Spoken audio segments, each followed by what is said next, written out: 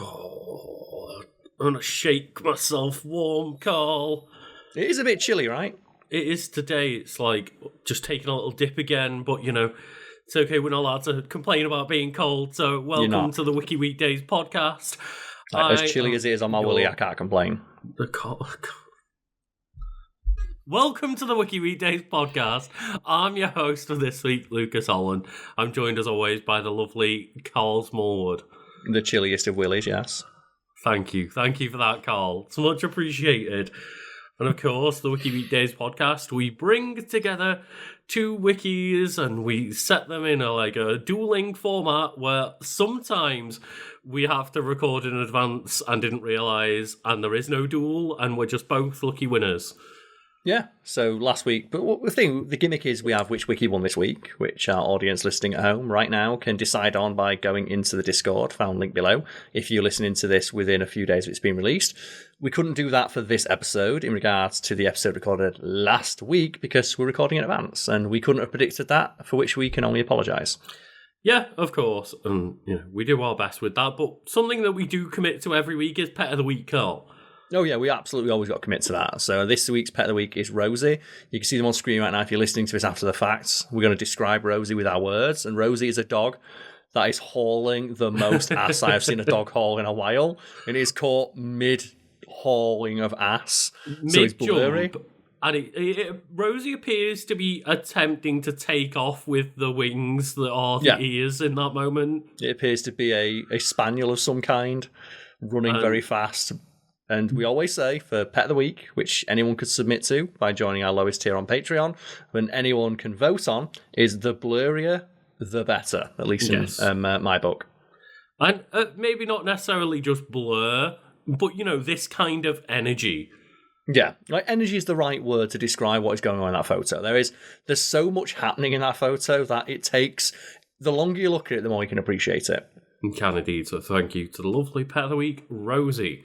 And just, this is the exact kind of energy that we mean when we say, just get some blur on that pet, because just get them schmooving, get them moving. Yeah. And just, it's one of those of, for example, Cade and Oryx, my sausage dogs, they recently went for, one of those, lovely actual professional photo shoots where they get them all nice and dandy and, in the shining void. Yeah. And just looking as cute and as high res as possible. And it's that's great, but that's not the vibes for Pet of the Week. It's I've been for a couple professional photo shoots. I've been to for the channel, that's still a couple. And it's that's nice, but I'm not often in 4K. Even in person, face to face, I'm not 4K. That's not how I look 90% of the time, so I don't feel comfortable putting that as my public facing persona. I guess I should address, I'm in front of a green screen. Wait, what's going on? Kicking it old school this week because I went to let my blind down this morning and ripped it off the fucking wall. So that was nice. Thanks to whoever lived in this place before me and decided to not attach the blind to the wall properly. Now I've got to fix that shit. Well, it's really weird, Karl, because I'm the one who does the green screen gimmicks. I don't know why you would take that away from me. Don't start this. I will sue.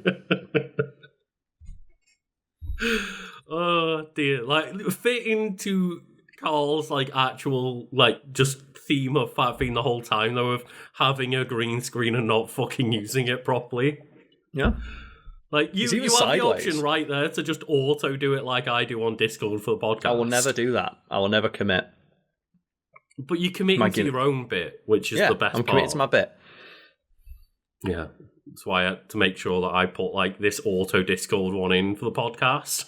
Because it was it's hard for me to be able to properly do it with OBS and stuff. I did attempt, but it did a worse job than Discord did. So maybe I'll try it again soon with a better lighting setup or something. But at very least, I had to make sure I wasn't sitting in front of a green screen without using a green screen. Because that is my gimmick. That is Karl's gimmick.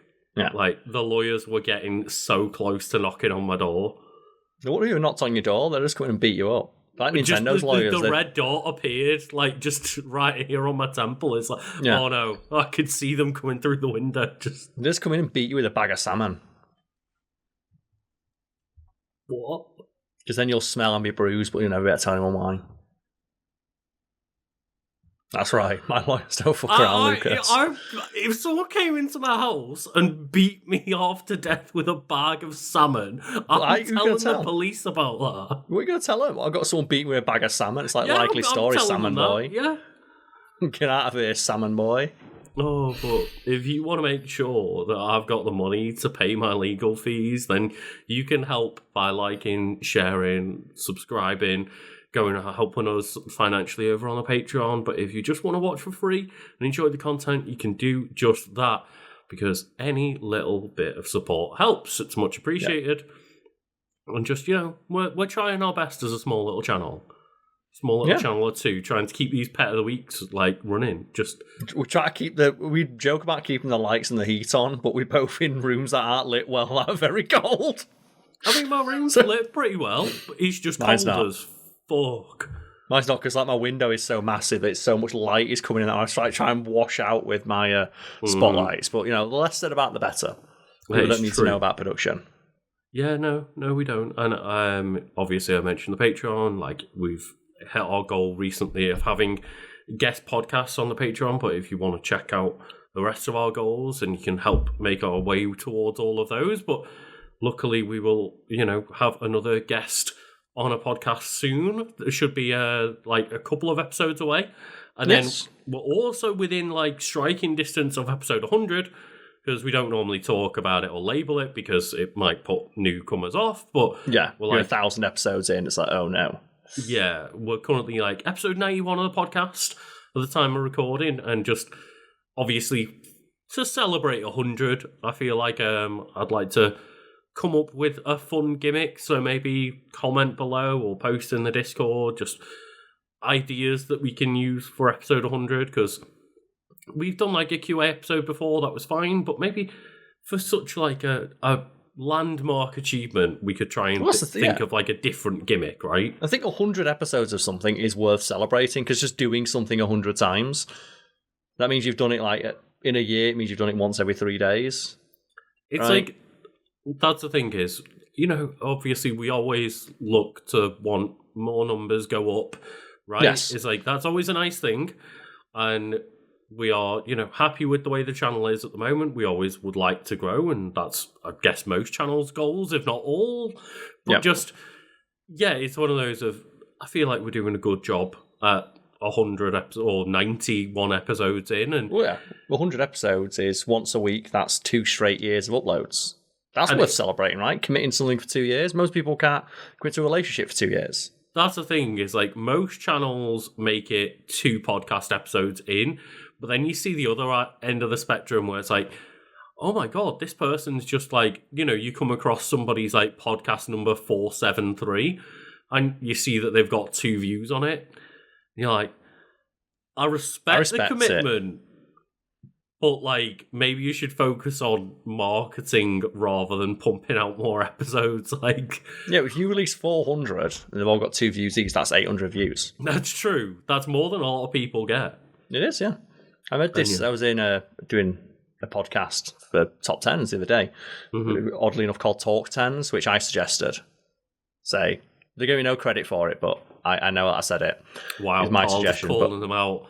I was about to say live on air. We're recording this in advance. It's not live. They know I'm joking, but they're we're going to do a podcast. What should we call it? How about Talk 10s? I went, fucking nailed it, done, perfect. It's time for coffee. And in that, we were talking about growing channel viewership. And it's the one thing that is really difficult to get across to people is how many people 500 people are, 50 people, 100 people. Because you go ask any person past their mid-20s, how difficult is it to get 5 friends to hang out at the same time at once? Nightmare, right? People in D&D groups who are moaning that they can't get 6, 7 friends together at once, once a week. It's a fucking nightmare. Yeah. If you've got a YouTube channel where you're putting a video out and you're getting 30, 40 people watching it with clockwork regularity every single week, that is a remarkable achievement. It's just that the internet tends to not portray it that way, because 50 online is seen as a low number. Even though try and get 5 people together for a hangout once a week. You can't even do it once a month, once a year. It's a nightmare. But to be able to do it online is seen as a failure when it shouldn't be. Other channels we've noted before, struggle to get people to click on something, and we've experienced that in the past before. Like certain sponsorships have kind of like not paid much because they relied on click-through rate, and click-through rates just in general are abysmal. So the idea of like getting That's people... for all places online, not just us. Yeah, Sponsors, I'm not talking we're not saying that we've got bad click-through rate. You know how it is online. Yeah, just in general, getting somebody to not only like listen to what you're saying, but then to click on the thing that you are promoting and talking about, whatever. Like it's impressive to get like less than 1% of people clicking through. Yeah, like 1% is the industry average for click-through rate on most content. I think it's probably lower depending on what type of content Depends on and what type of thing. 1% is a good number to aim for. Yeah, like just getting 1% of people that come across your video to click on it is like a remarkable achievement, as you say, and you can see that generally in the like and dislike ratio. Not the ratio, because you can't see that anymore, but the number of likes. Likes tend to hover around like 5% of channel viewership, which has seen as being really good. But you think a like is like you've got to press a button that's already on the screen as you're watching it. Yeah. But every video you'll see online has people like, please click that button. Every video is the most universal statement in a YouTube video, right? Of like the video, and it's still something only done by about 5% of viewers, despite it being one of the easiest things to do. It's like it's on the screen as you're watching the video. It would be a matter of just going, It's that simple. People still don't do it, and it's just one of those things of like, we're just saying this because when I mention little things like that of like doing 400 episodes of podcasts and getting nowhere, like. It's more that your energy might be like better spent in like other places in terms of like, just as I say, trying to market yourself more might be a better idea as than we like said, we churning respect out content. But like at the same time, it's just we respect the hustle, we respect the grind. I'm not trying to like disparage anyone for trying, right? It's like I have a lot more respect for the person putting out hundreds of episodes with no views than I do the person who like gives up immediately, right? Yeah, puts out one video, gets no traction, and then just refuses to like interact with the platform anymore. Because we both know personally that YouTube is not a meritocracy. Hard work is no guarantee of success. The algorithm can choose to smile on a channel that has one video. It can choose to smile on a channel that has 1,000 videos. And we've all seen like we put out relatively consistent content, and look at the disparity between views on some of our videos. Some videos might get a couple of thousand views, but then we've got other ones that like randomly pop off, like a Sporticus one, that like did really well, and just there's no real notable change in like quality or in the things that we were doing. Host. Everything was pretty much the same as it was on another video, but just the algorithm liked that one at the time, and and there's no way to predict it, and that's why the only real way to ensure that you'll not ensure that you'll have success, but ensure that you'll be in a position to capitalize on it is just keep at it. Which is why we said we respect it. So even if you're not getting that much traction on it, the fact that you're willing to commit to doing something like that means that if at any point the algorithm chooses to smile upon you, you've got that work ethic in place. You've already had your nose to the grindstone with no feedback or positive feedback, or like no, the numbers not going up. Hopefully, in a situation where the numbers do start to go up, what better incentive you're going to have, right? You've already been working that hard without any sort of positive reinforcement. Now you've got some. Fuck yes. And speaking of which, I'm always looking to get my numbers up on my Twitch, where I stream things like Pokemon, Zelda, a lot of Nintendo-related games, and also some like other things like Marvel Rivals and stuff like that, and try and get chat involved where I can, like play Marvel Rivals with me and stuff. So, Legend of Kanto on Twitch, go check that out. I've been like grinding on there for years with low numbers, and that's why I always say like I respect the hustle and the grind. We also as well are aware of the hustle and the grind. We're aware of how thankless it can be. And I've always been the first person to admit that all the success I, and by extension yourself, and this joint venture we've had is because of luck.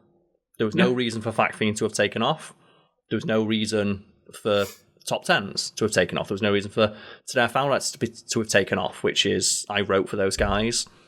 And that was like the inspiration for Fact Fiend. There was no reason for anything I've ever written or created to have gone viral, but it did. And I was able to capitalize on it, thankfully. And I'm still doing it 15 years later.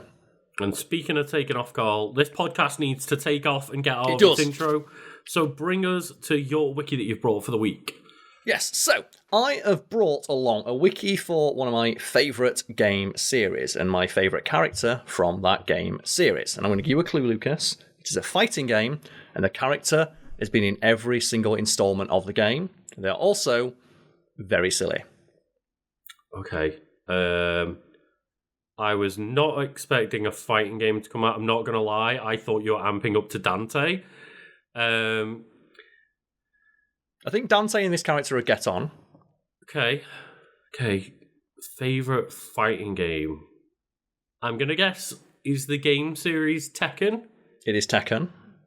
And a very silly person from Tekken. Tekken's a relatively serious game for a lot of characters. It has a robot and a man in a jaguar mask in it, Lucas. It is not a serious series. But then you've got, like, Jin Kazama and shit like Causing that, right? World War III, yeah. You felt bad about it, though, so... I'm going to go with... Are we talking about King? No, we've already did an episode on King, remember? King Yeah, I do, but I was just remembering that you remembered. Yeah, it's not. It's my other favourite character besides Kingu. Yoshimitsu, maybe? Yoshimitsu, yes. So today we are talking about Yoshimitsu from the Tekken series. And Lucas, what is your familiarity with the mechanized space ninja known as Yoshimitsu? Well, I've played a lot of Tekkens. I've pretty much dabbled in every Tekken from 3 onwards. Mm-hmm. I'm also aware that they, like, cross over into the world of Soul Calibur. And in a way, we can talk about that, yeah.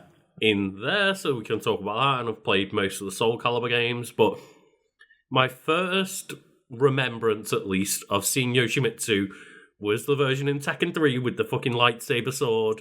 With the lightsaber, the weird insectoid design. Mm-hmm. It's great, and that's one of the things I love about Yoshimitsu, that every game, Yoshimitsu gets an entirely new design. But we're getting ahead of ourselves. So, Yoshimitsu is a character who was first introduced in the original Tekken game, and has returned for every subsequent sequel in the Tekken series. And that's impressive, because I think Yoshimitsu is the only character, besides Paul Phoenix, to have that honour. Isn't Heihachi in them all? Well, no, he's dead for one game. No, he wasn't. He was technically dead. He was technically dead for about 5 minutes before they brought in week 2 DLC of yeah, Heihachi's back. Definitely, there might be a game that he's not in, and there's games where Kazuya's not in. There was games where some of the mainstays got replaced by the Tekken kids. Tekken 3 got replaced by Harang. Kind of semi-reboot, right? Yeah. And there's games where characters have left and then come back because of popular demands. You had Eddie was replaced by Christie, and then Eddie came back, but he was still missing for a game. Nina Williams, maybe? I think it was a couple. It was a couple, but Yoshimitsu is the one that I think is most impressive because Yoshimitsu is such a weird character. The fact that he's the one who keeps getting put back in. But I think it's because they're such a weird, notable, memorable character, right? They can't just make up another guy that punches. They can make up another guy that punches, but it's hard to make up a replacement for Yoshimitsu. Yeah, Yoshimitsu's like Voldo in Soul Calibur, where even though they are a weird pick, Soul Calibur is not Soul Calibur unless you've got Voldo just penis dancing everywhere. Right, right? And it's a Tekken game's not Tekken unless you've got Yoshimitsu just Manji butterflying across the stage doing all sorts of crazy bullshit. Mm-hmm. Yeah.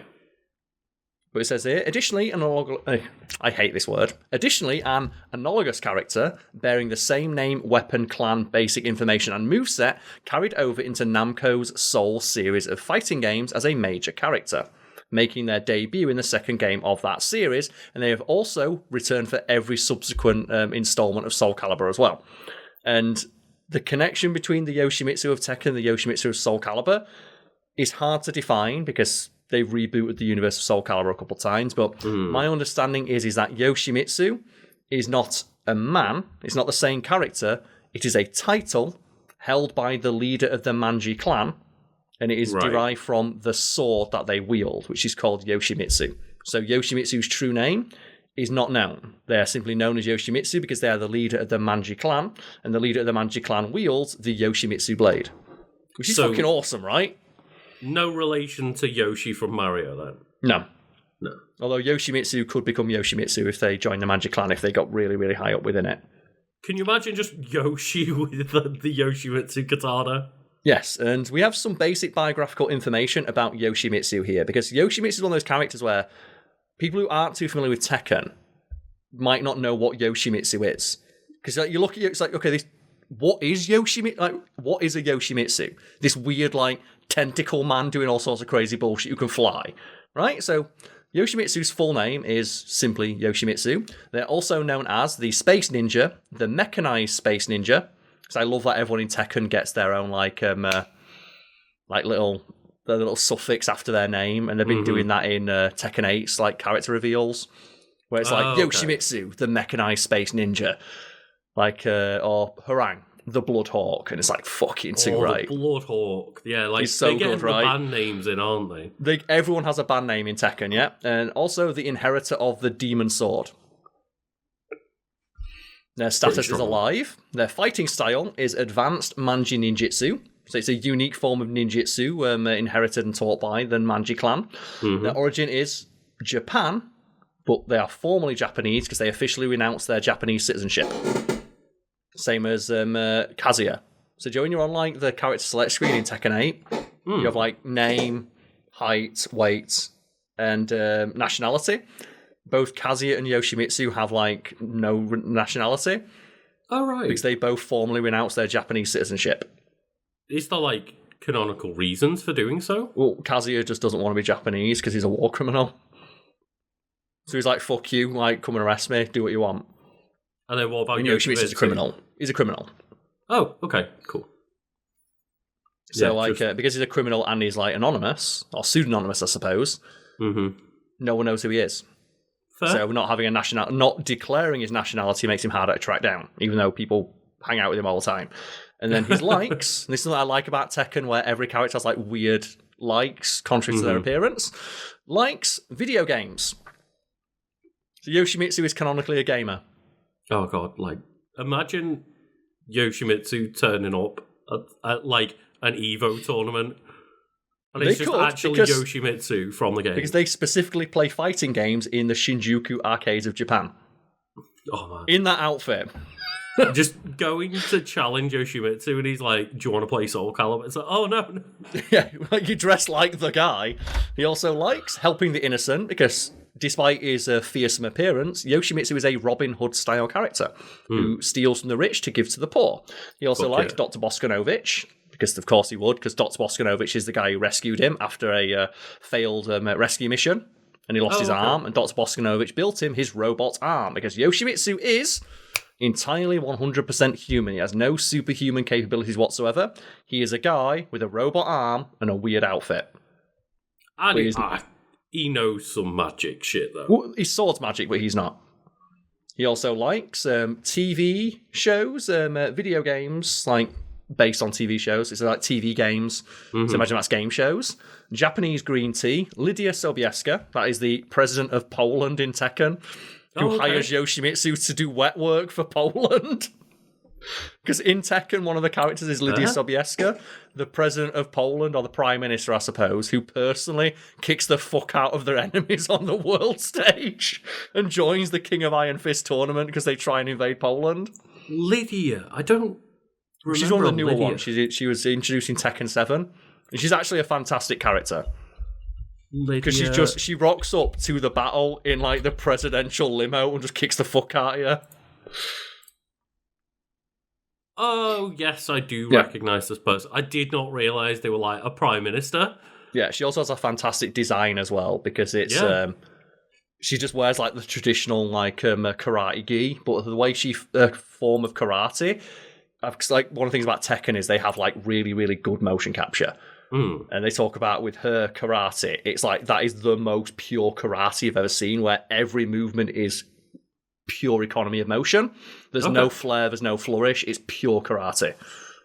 Yeah, I really like the look of kind of the like skin tight tank top on the top, but then the gi folded down on their waist and stuff. A muscular frame, which is an atypical body type in like fighting games, despite the fact you'd think women in fighting games, because they're in fighting games, would be muscular or at least toned. Instead, the majority of them just look like Cammy, and it's like okay, or like, sure. They're like supermodels, right? Whereas Lydia Sobieska has a very toned, physically impressive build because she's fucking just all about karate all day. Let's go. Yeah, but she does have model good looks. Well, yeah, that's like, just to be expected, right? It is. Like all these. But she has got the scar across her face. She has got like the hot person scar across her eye. That's the thing. She's got the hot scar, right? It's like the one single cool badass scar, not like actual scarring. But yes, but Yoshimitsu likes Lydia Sobieska. He dislikes villains, sore losers in video games. So he'd hate people who play against Yoshimitsu, because Yoshimitsu in Tekken is one of the weirdest characters to fight. And there's nothing more infuriating against playing against a good Yoshimitsu, because you just don't know what he's going to do. It's impossible to predict a good Yoshimitsu. And obviously this is not me talking like competitive. I'm not good at most fighting games. Like I'm semi-good at Super Smash Bros. But other than that, like I don't consider myself a good fighting gamer. But like I remember just when I was a kid playing Tekken 3 and realising how to do both the move where he would sit down and like heal himself in by the instance, slamming the sword, and then also the teleport. Yep.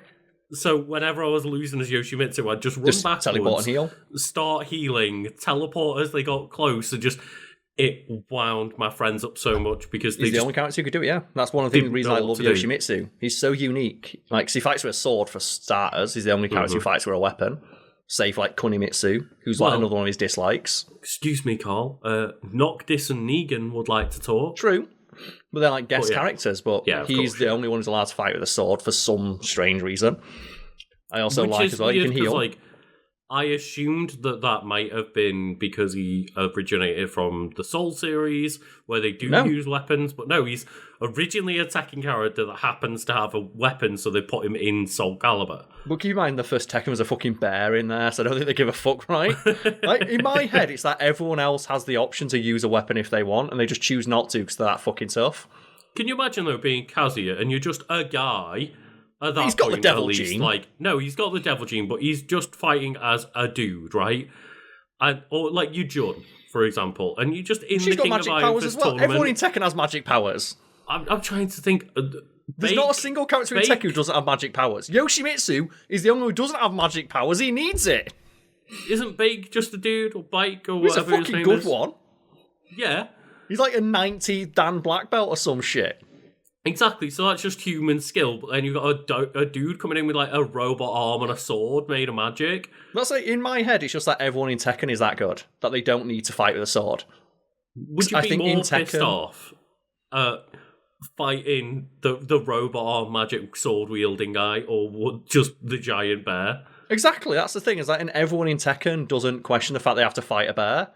Yeah. And a lot of them can beat the bear. Like, Paul Phoenix beat Kuma. Yeah, like, and it's not even something he brags about because he doesn't think it's that important or impressive. Because he also, keep in mind, in Tekken, there's Ogre, the god of fighting, god just Paul, who knows all martial arts, and Paul beat them, and then went home on his bike. And again, Paul Phoenix is just Paul Phoenix. Yes, but I think in Tekken, martial arts just make you superhuman.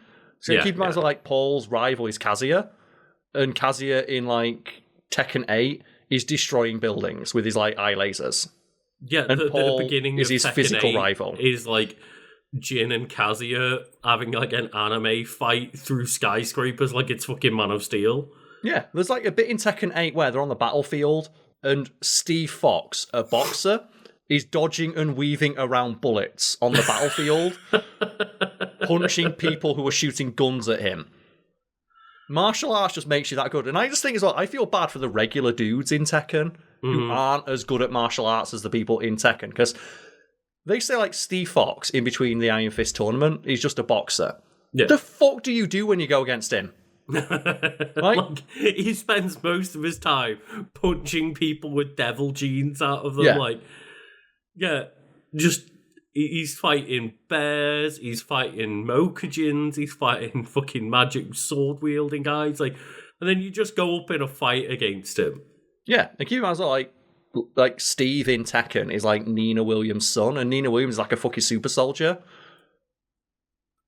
I did not know that Steve was related to Nina. They never bring it up because they didn't want to explore it, but yeah, he's like, they took one of Nina's eggs and made him, and he's like a genetically engineered, like, perfect person. And then whenever he meets Nina, Nina's like, I don't care, leave me alone. Because Nina don't give a fuck. Yeah, like, she's valid. She's a super soldier, she's basically Black Widow. Yeah, she's like a super assassin, right? Yeah.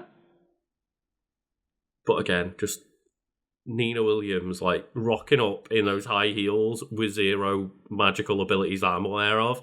She's got a gun now. And so that's the thing, she's got a gun. Use it. No, she doesn't Tekken 8, and she can shoot people, and it does, like, that much damage. Like, Paul's got a punch that does more damage than any move in the game. Like, Yoshimitsu can stab you in the stomach with his sword, and it does less damage than one punch from Paul. Yeah. Because he's just that fucking tough, right? But we've still got, like, more dislikes. They include Brian Fury. So, you know, Brian Fury... Does anyone like Brian Fury? He's a dick. He's the biggest, most unapologetic dick in Tekken. Because Brian Fury's backstory is he used to work with Lei. Do you like Lei Wulong? Lei Wulong, yeah. Like, he was, like... I think... No, or Lei was, like, trying to catch him, and he died. And Dr. Boskanovich brought him back to life with robotics.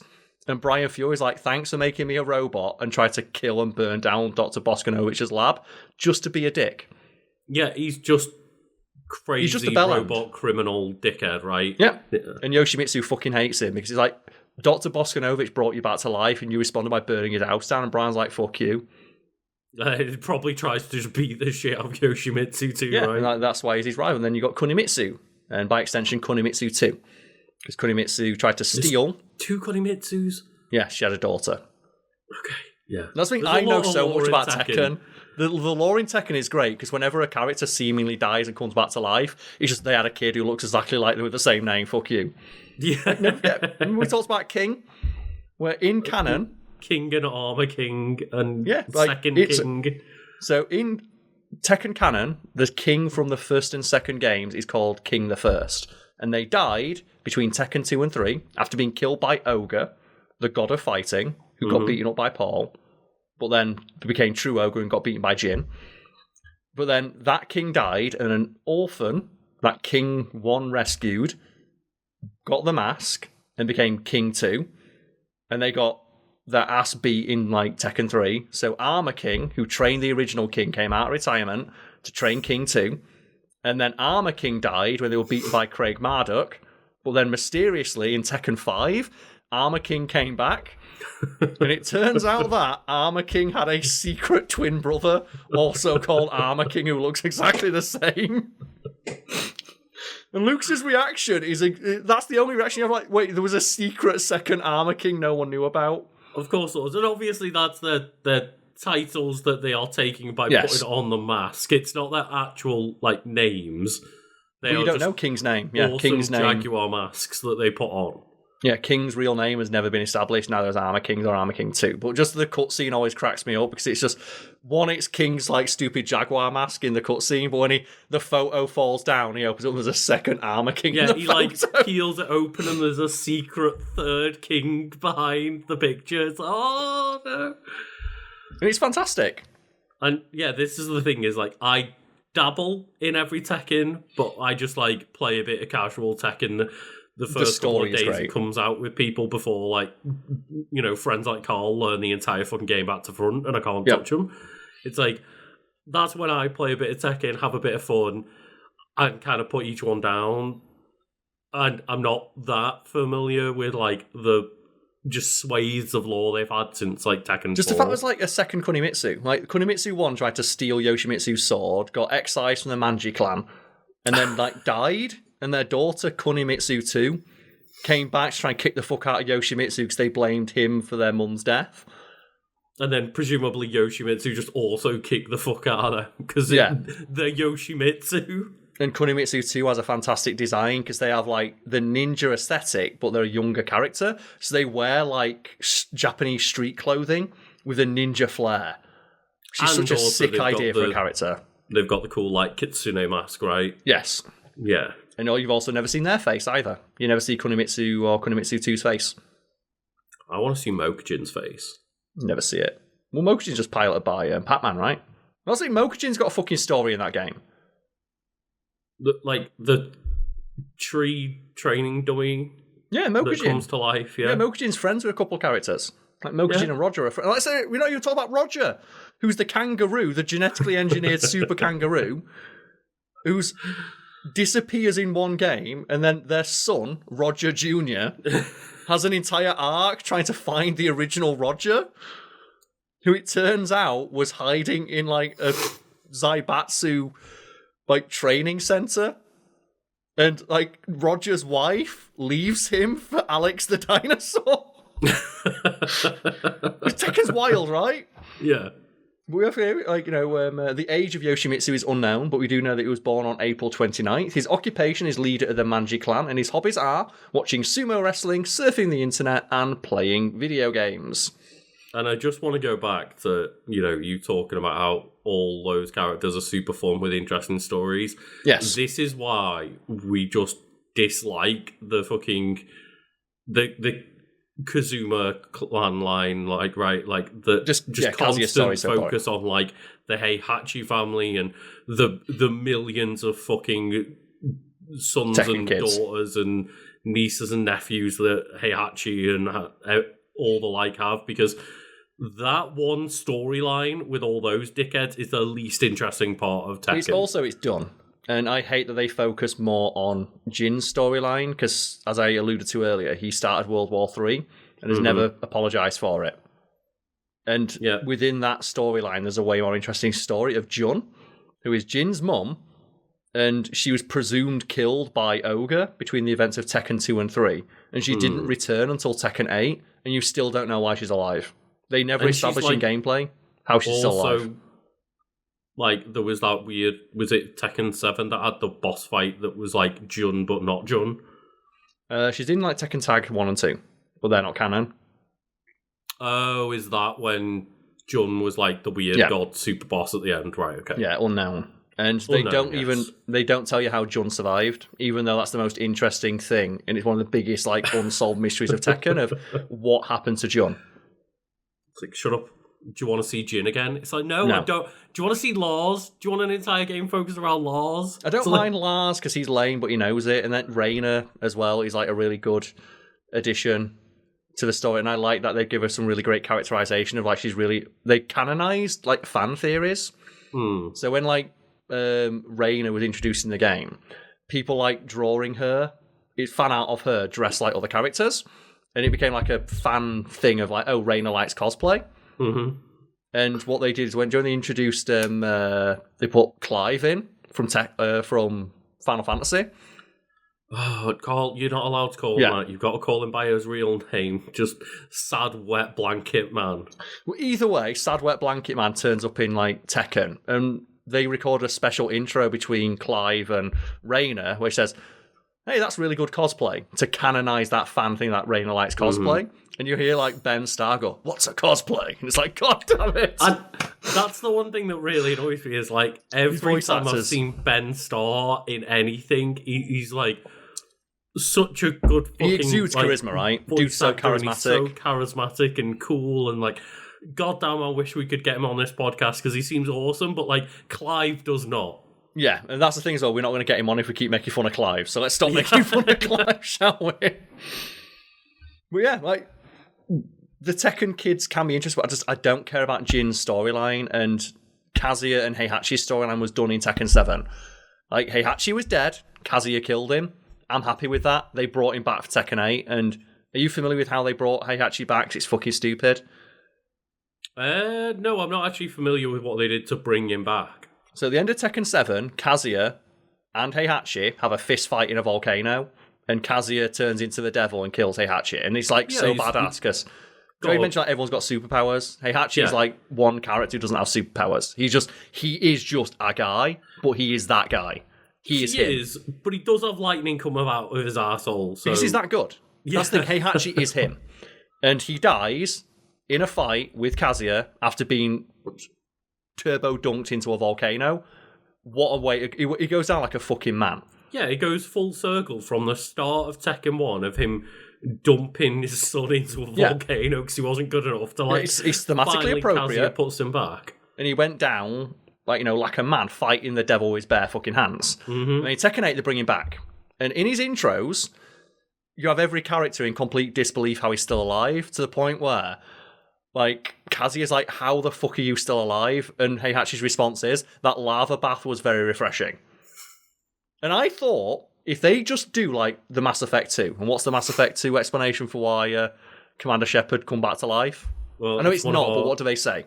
It's one of our favourite lines in Mass Effect is when you, like, storm into the building, and I think it's in Thane's recruitment mission, and it's like, someone goes, Shepard, I thought you were dead.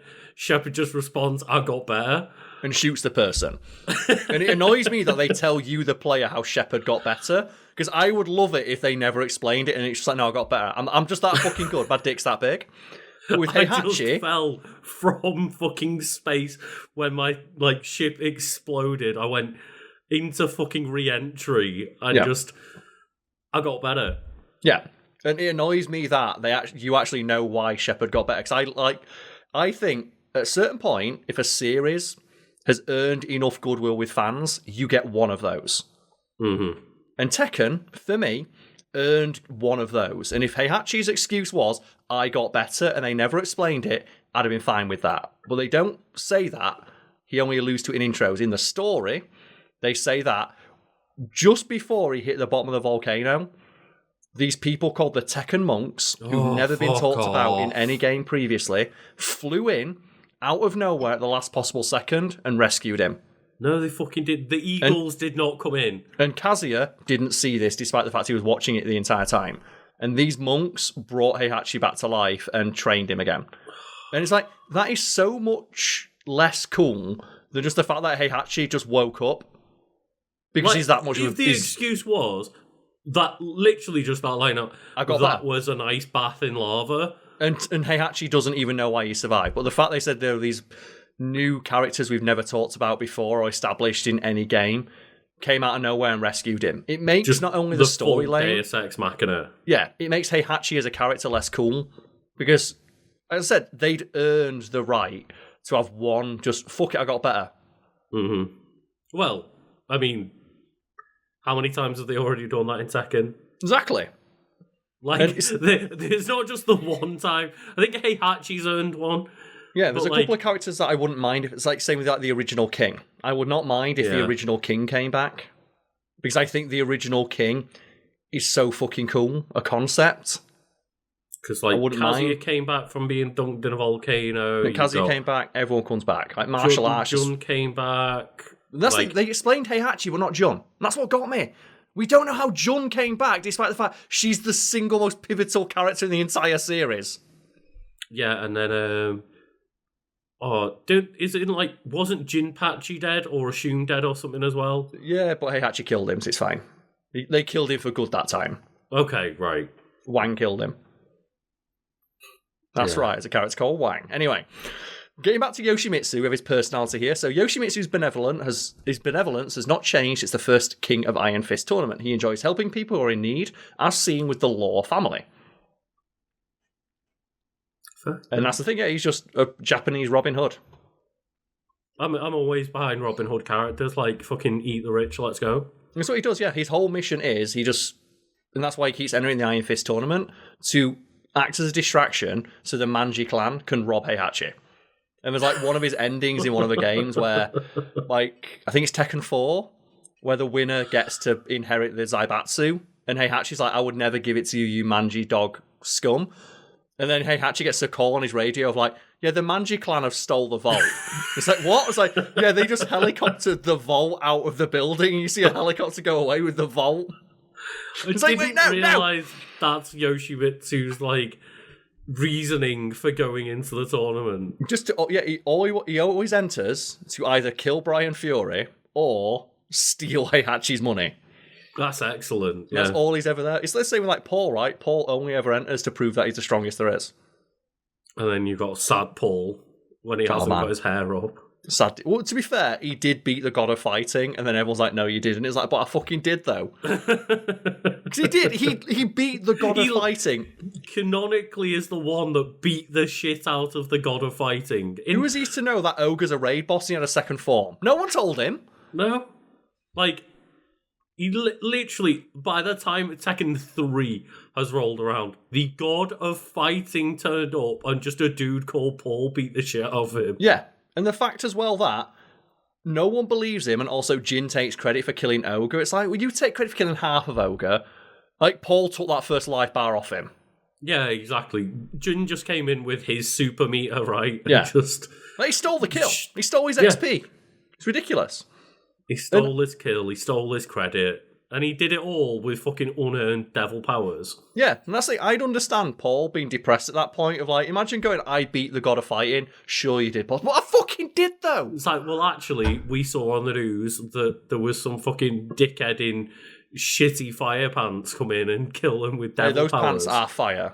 Those pants are great. I love those, the karate pants that Jin wears. It's probably the coolest part of Jin, right? Is like, I always used to pick him as a kid because he was the dude with those pants. And also as well, they're ripped off from Jun as well, because Jun has the same design on with birds. Oh, cool. And again, we don't know why she played as like either Harang, because he was just the guy that did the cool Taekwondo moves. Taekwondo man. Jin, because he just had the cool pants on. Yeah, I like Harang because I like Bake, and I like the idea that Bake, he's the like the guy who trained Harang, like the Taekwondo master. And I remember checking this, like the video we did on Kick, because I always thought Bake got killed as well. But as according to like Tekken like 3's manual, virtually almost no one died, because it was presumed that a lot of the characters got replaced from Tekken 2 to 3. Like Bake, like Wang, got killed by Ogre. And it's like, no, only King died. Everyone else just got attacked and injured. Right. Like Bake's still knocking him out somewhere, and he still trains Harang, so he could potentially come back in another game. Same for like Wang Jinrei, who trained like Zhao Yu. And I think Bake's playable, but again, that may be Tekken Tag 2 that I'm thinking he's of. Playing in Tekken Tag 2, but I love in Tekken Tag 2 where he and Harang, like that game was made with so much love. If you pick them as a team, they like do the bow to each other at the start. That's it's cool. The same if you pick like Jin and Jun. The only time you ever see Jin smile is where like him and Jun win, and Jun congratulates him on the win. It's nice. It's like it's the first time he gets to like train with his mum. Do you remember like in that game on the Wii U version, you Mario could like outfits. dress characters up in Mario outfits? Yep. Games where Tekken Tag 2 had a lot of personality, and I really liked, even though it's not canon, I liked some of the little interactions you would have between characters. For example, picking Paul and Law, who were good friends in the story. A common thing with Paul is his inability to do a backflip, which is Law's trademark move. And in one of like the win screens in Tekken Tag 2, Paul will do a perfect backflip, and Law just loses his shit when he sees it, and he starts celebrating. Cool. He's like, "Oh, you did a backflip!" Which I think is great, right? Or like Heihachi and Kuma, because Kuma is like really Heihachi's real son. Like it's a fancy he's the pet, but yes, he's like. He is the dog parent that's like, no, this is my child. He's like, and it's like Kuma and Heihachi will like meditate together, and in like Tekken 8, where Heihachi comes back, the only character who's excited to see him is Kuma. Because everyone else is like, oh god, this dipshit's bad. But Kuma's like, Master, I knew you were alive. Oh, that's great. Kuma's great as well. Like, can we just talk about how great a character Kuma is? Like, he's a bear, but he just lives his life, lives his bear life. I still just love the ending you told me to go watch, where like Kuma takes over the Zaibatsu and is there like signing off papers at the desk. Yep. It's great. Just multi-billion-dollar corporation, and they put a bear in charge. The best thing about he won the King of Iron Fist tournament, so he earned it. The best thing about Kuma, though, is that when Heihachi dies, he takes over in canon, because that was just like his storyline, and there is a canon storyline. Some of the arcade endings aren't real, or like they're like what ifs. The actual canon ending to 7 is that Akuma did take over, and people listen to him. And just like they talk about, like he takes over the Tekken Force, I believe, and he turns it into like a altruistic organization. And he talks about in the story of like, yeah, it's really tough to tell people that we're here to help them when there's a fucking bear rocks up in battle armor. See what Eddie's part of Special Forces. He's part of Tekken Force, and he rolls up in the Eddie outfit. And there's a cutscene where it's like, every member of like Tekken Force fucking loves Eddie, and it's like, why do they do that? Because they show like him kicking a helicopter out of the air using capoeira. It's like, okay, that's how that guy got promoted. It's like everyone's in fucking SWAT uniform, and just a guy in some fucking disco pants comes in and capoeiras a helicopter out Exactly. the sky. It's like, you know what, mate? That guy, he can wear what the fuck he wants as long as he keeps doing that shit. And speaking of like kicking helicopters out of the sky, gameplay. One of the most erratic characters in the series, Yoshimitsu is the primary rule breaker, along with his wacky, distracting outfits and brazen battle screams, which were, for the first 3 games, provided by Harada, series director. Oh, right. Cool. He carries an unrivaled collection of unique abilities in the series, such as healing, health siphoning, flying, self-harm, weaponry, and teleportation. And speaking of Harada, Karl. Yes. Has he figured out what Waffle House is yet? No, but that is like, if they put Waffle House in Tekken, that will be the greatest stage. like, we should talk about that. So, like, people love Tekken. And yes. Waffle House, which we have to cover it on a Wiki Weekends at one point, it's a place in America where apparently there's always a fist fight kicking off at Waffle House. It's like the Vice one place that never fucking shuts, right? Yeah, and I think Vice has done a few, like, of course it's Vice, but they did an article like, why do people fist fight in Waffle House all the time? And they say, well, it's because Waffle House is open late, and it's just a unique combination of being open late, selling a collection of food that attracts like a varied clientele, which are like likely to clash, and people in there blind piss drunk. Yeah. And it's to the point where there's that legendary video of like a Waffle House employee gets a chair thrown on and they parry the chair. It's like, why do Waffle House employees know how to perfect parry chairs? Oh, because they get chairs thrown on every fucking shift. Yeah, like that was the 80th time that person's had a chair thrown on. Yeah, like shift. Just this lass at Waffle House like parries a fucking chair like Ryu. And like people have been campaigning for years of like put a Waffle House stage in Tekken. And just to the point where like when Tekken 8 was either out or coming out, Harada shared on social media like, what hell is chicken? It is Waffle House, yeah. And he's trying to figure out like, why do people want this stage in Tekken? I was like, you need to put it in and you have a wall break where you hit and a member of staff hits you with a chair. Just that's the thing, is like it's got a notoriety to the point where Harada, the literal director of the series, is like, I'm intrigued about what Waffle House is and why people want it in the game. Yeah, and maybe one day we will, but as of yet, it is still just a pipe dream. But we continue on with Yoshimitsu's fighting style and stances. So, Yoshimitsu's fighting style incorporates a blend of ninjutsu, samurai-style sword attacks derived from kenjutsu and batojutsu, special stances, and supernatural moves. Due to his fighting style, however, Yoshimitsu is one of the first characters to incorporate the use of stances, allowing him to utilize a variety of tactics and mobility for different fighters and situations. And you mentioned his meditation stance, or Indian stance. So meditation stance where he turns his back to his opponent, and he has Indian stance where he goes down on the floor. He also has the flea stance where he stands on his sword, and the Manji Dragonfly where he flies and hovers just a little bit in the air. And from each of those, he has a variety of moves. And then doesn't he also have a move where he like helicopters right up into the sky? Manji Helicopter, which itself has numerous applications, because you can drop down, you can fake it out, you can go into any one of his stances. So that's the thing about each of these stances can like blend into the other one seamlessly. Does that mean you can helicopter into the sky and then do the flea stance and just drop on the sword? In some games, yes. I believe that's more like that's like a Soul Calibur thing that he's able to do. Because Soul Calibur plays into like the super move aspect, but he can go from like Manji Dragonfly to flying. That's pretty He can also, from Tekken 6 onwards, sheath his sword and fight without it, which I think is just like the most baller thing of like, don't even fucking need this. I want to beat your ass with my bare hands. That's the like Ganon from Smash Bros. Like Brawl and 4, right? Yeah. Of just in Ultimate, for his Smash moves, they changed him up by letting him use his sword. And I hate that he does. Is torn in Super Smash Bros. Brawl, and then for Wii U and 3DS, he just pulls out his sword to let you know he's got it there, and he's not using it in the fight. But the fact he now has his sword means that taunt makes no sense, because I like the idea that Ganon at any point could pull his sword out. It's like, no, I'm going to beat your ass with my bare hands. Mm-hmm. And in Tekken 8, that is like now a core part of his moveset because he does more damage with his sword if you draw it from the sheath stance. Oh, that's cool. Yeah. And So you because his encouraged sword to swap it in and out. And his sword is now cursed and hits with his sword that, like, are powered up, drain health. And he's the only character in the game who consistently restore his own health. Yeah, yeah. So a good Yoshimitsu player is not only incredibly hard to hit, but also much more difficult to defeat because Yoshimitsu by default has more health than other characters.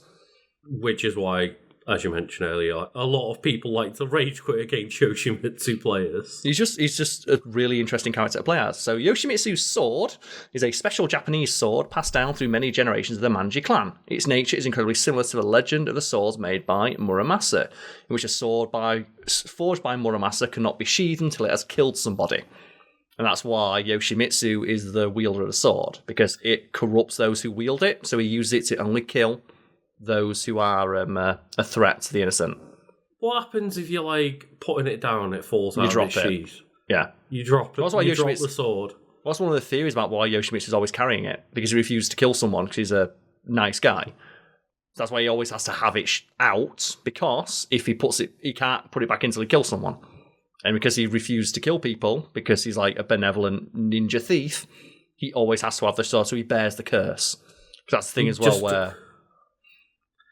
I love the idea that, like, you just go in the toilet, drops the sword, and, like, the guy in the cubicle next to him's like, oh.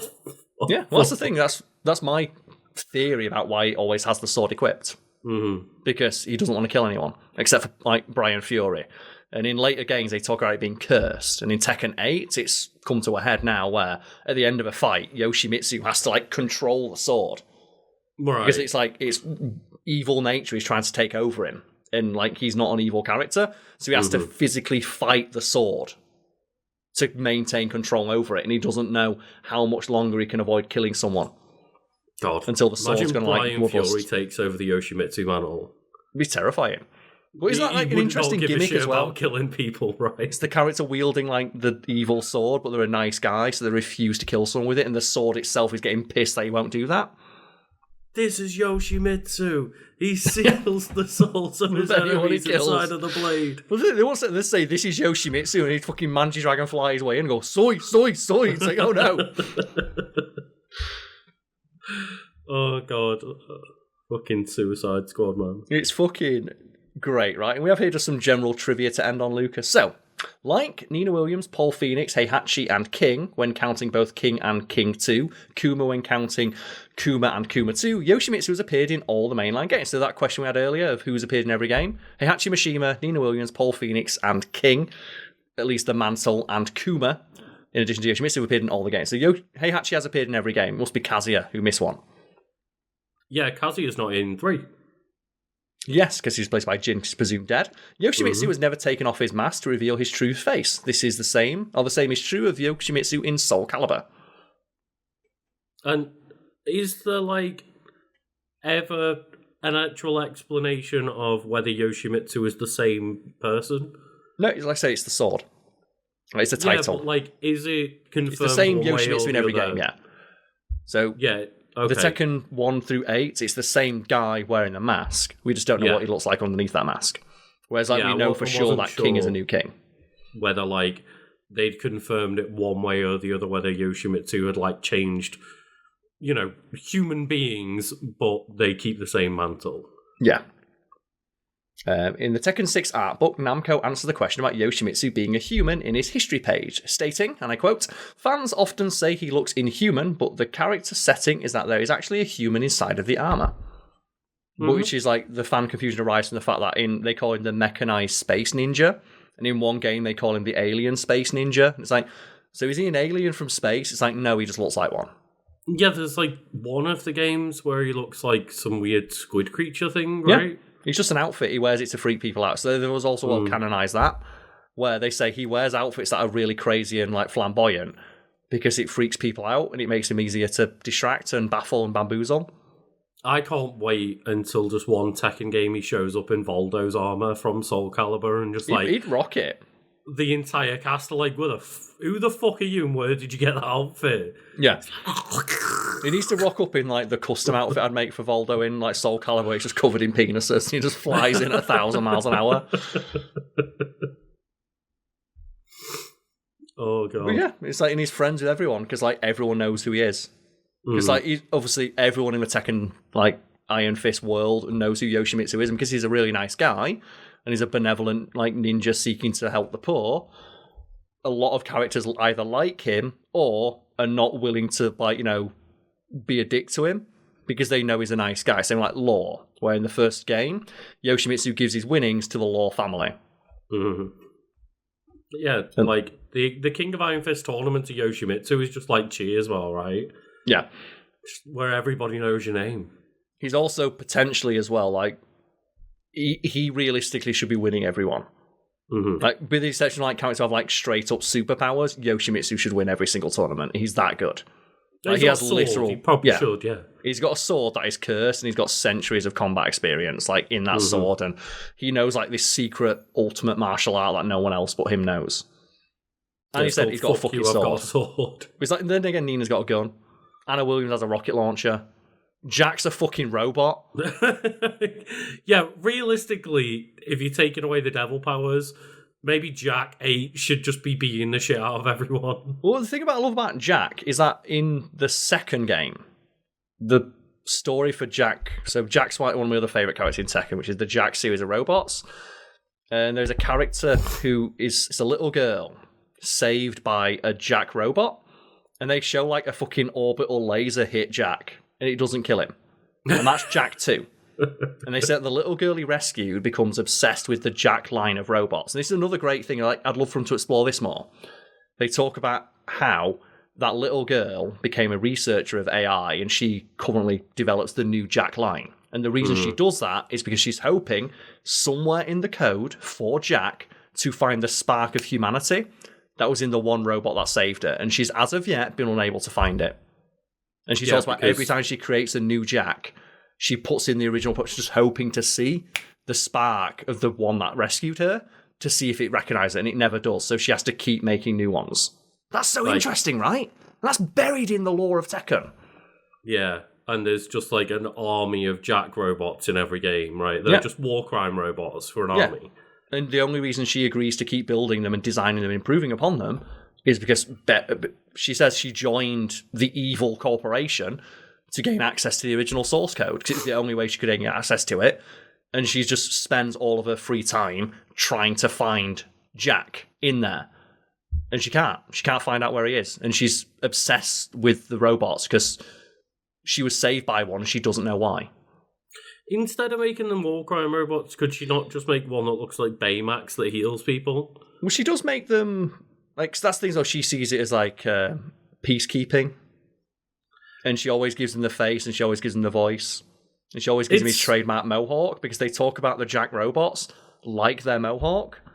And it's weird to describe them as liking something, but she says, like, every new Jack, I see a little bit of the original Jack, but not quite. But they always seem to be happier when they have their mohawk. Like, and I like that. I like that, just that there's a sci-fi story buried somewhere in Tekken about this robot with a soul, but no one can find that soul because robots are mass-produced. It's very aggressive peacekeeping, I will say. It is. But it's easy to keep the peace when everything's dead, right? Yeah, I guess so. It's a very privileged angle that she's taking that look from, but... Well, I see Jack went from being... is more like a sillier character, like in Tekken 8, you have like that girl that she's programming Jack to become the ultimate fighter.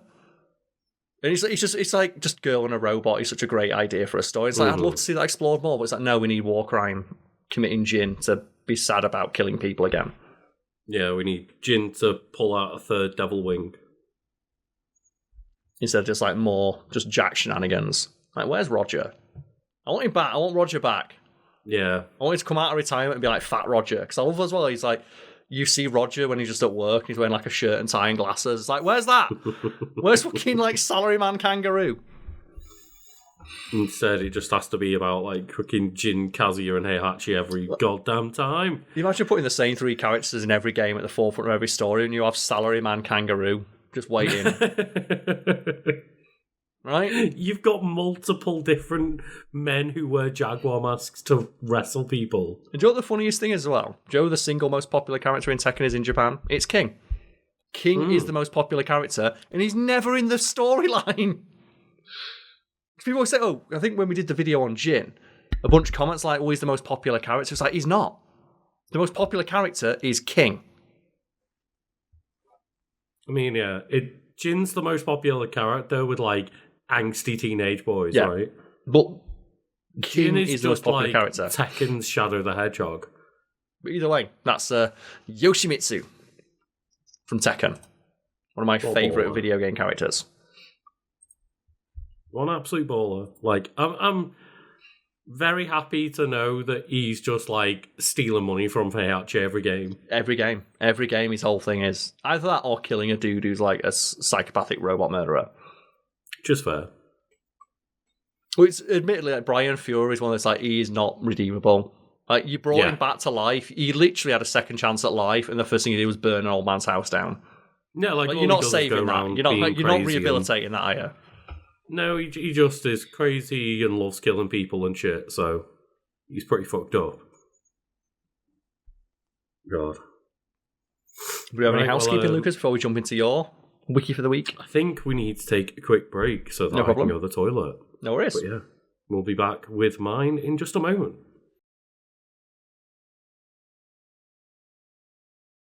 There we go, Karl. We are back now. Yes. Oh, and you were mentioning housekeeping. Is there anything you've got on the brain?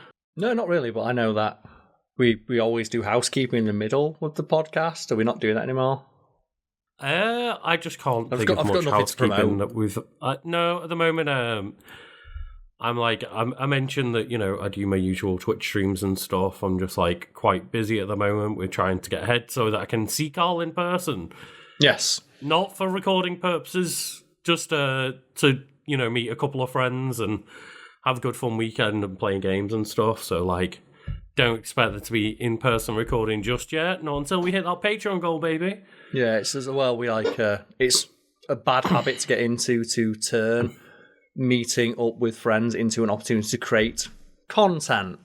Yep. It's one surefire way to get burned out. We started this podcast giving advice to people. I hope it'd be seen as at least helpful, if a bit dour, of, hey, there's no guarantee you're going to succeed, but there is a positive there of, like, whatever success you do achieve is success. Don't let anyone tell you otherwise, as long as you stick at it. But another piece of advice would be to do not view or everything you do as, like, a way to make content. That's a trap myself and you've fallen into, isn't it, Lucas, of, hey, I'm playing a video game. Well, I could be streaming this game. Oh, we're, like, me and Lucas, when we'd hang out, we're like, hey, should we record this? Or should we, like, do a video since we're here? And it's not often we get to, it's like, no, bad habit. Don't do it. Yeah. It really is. And,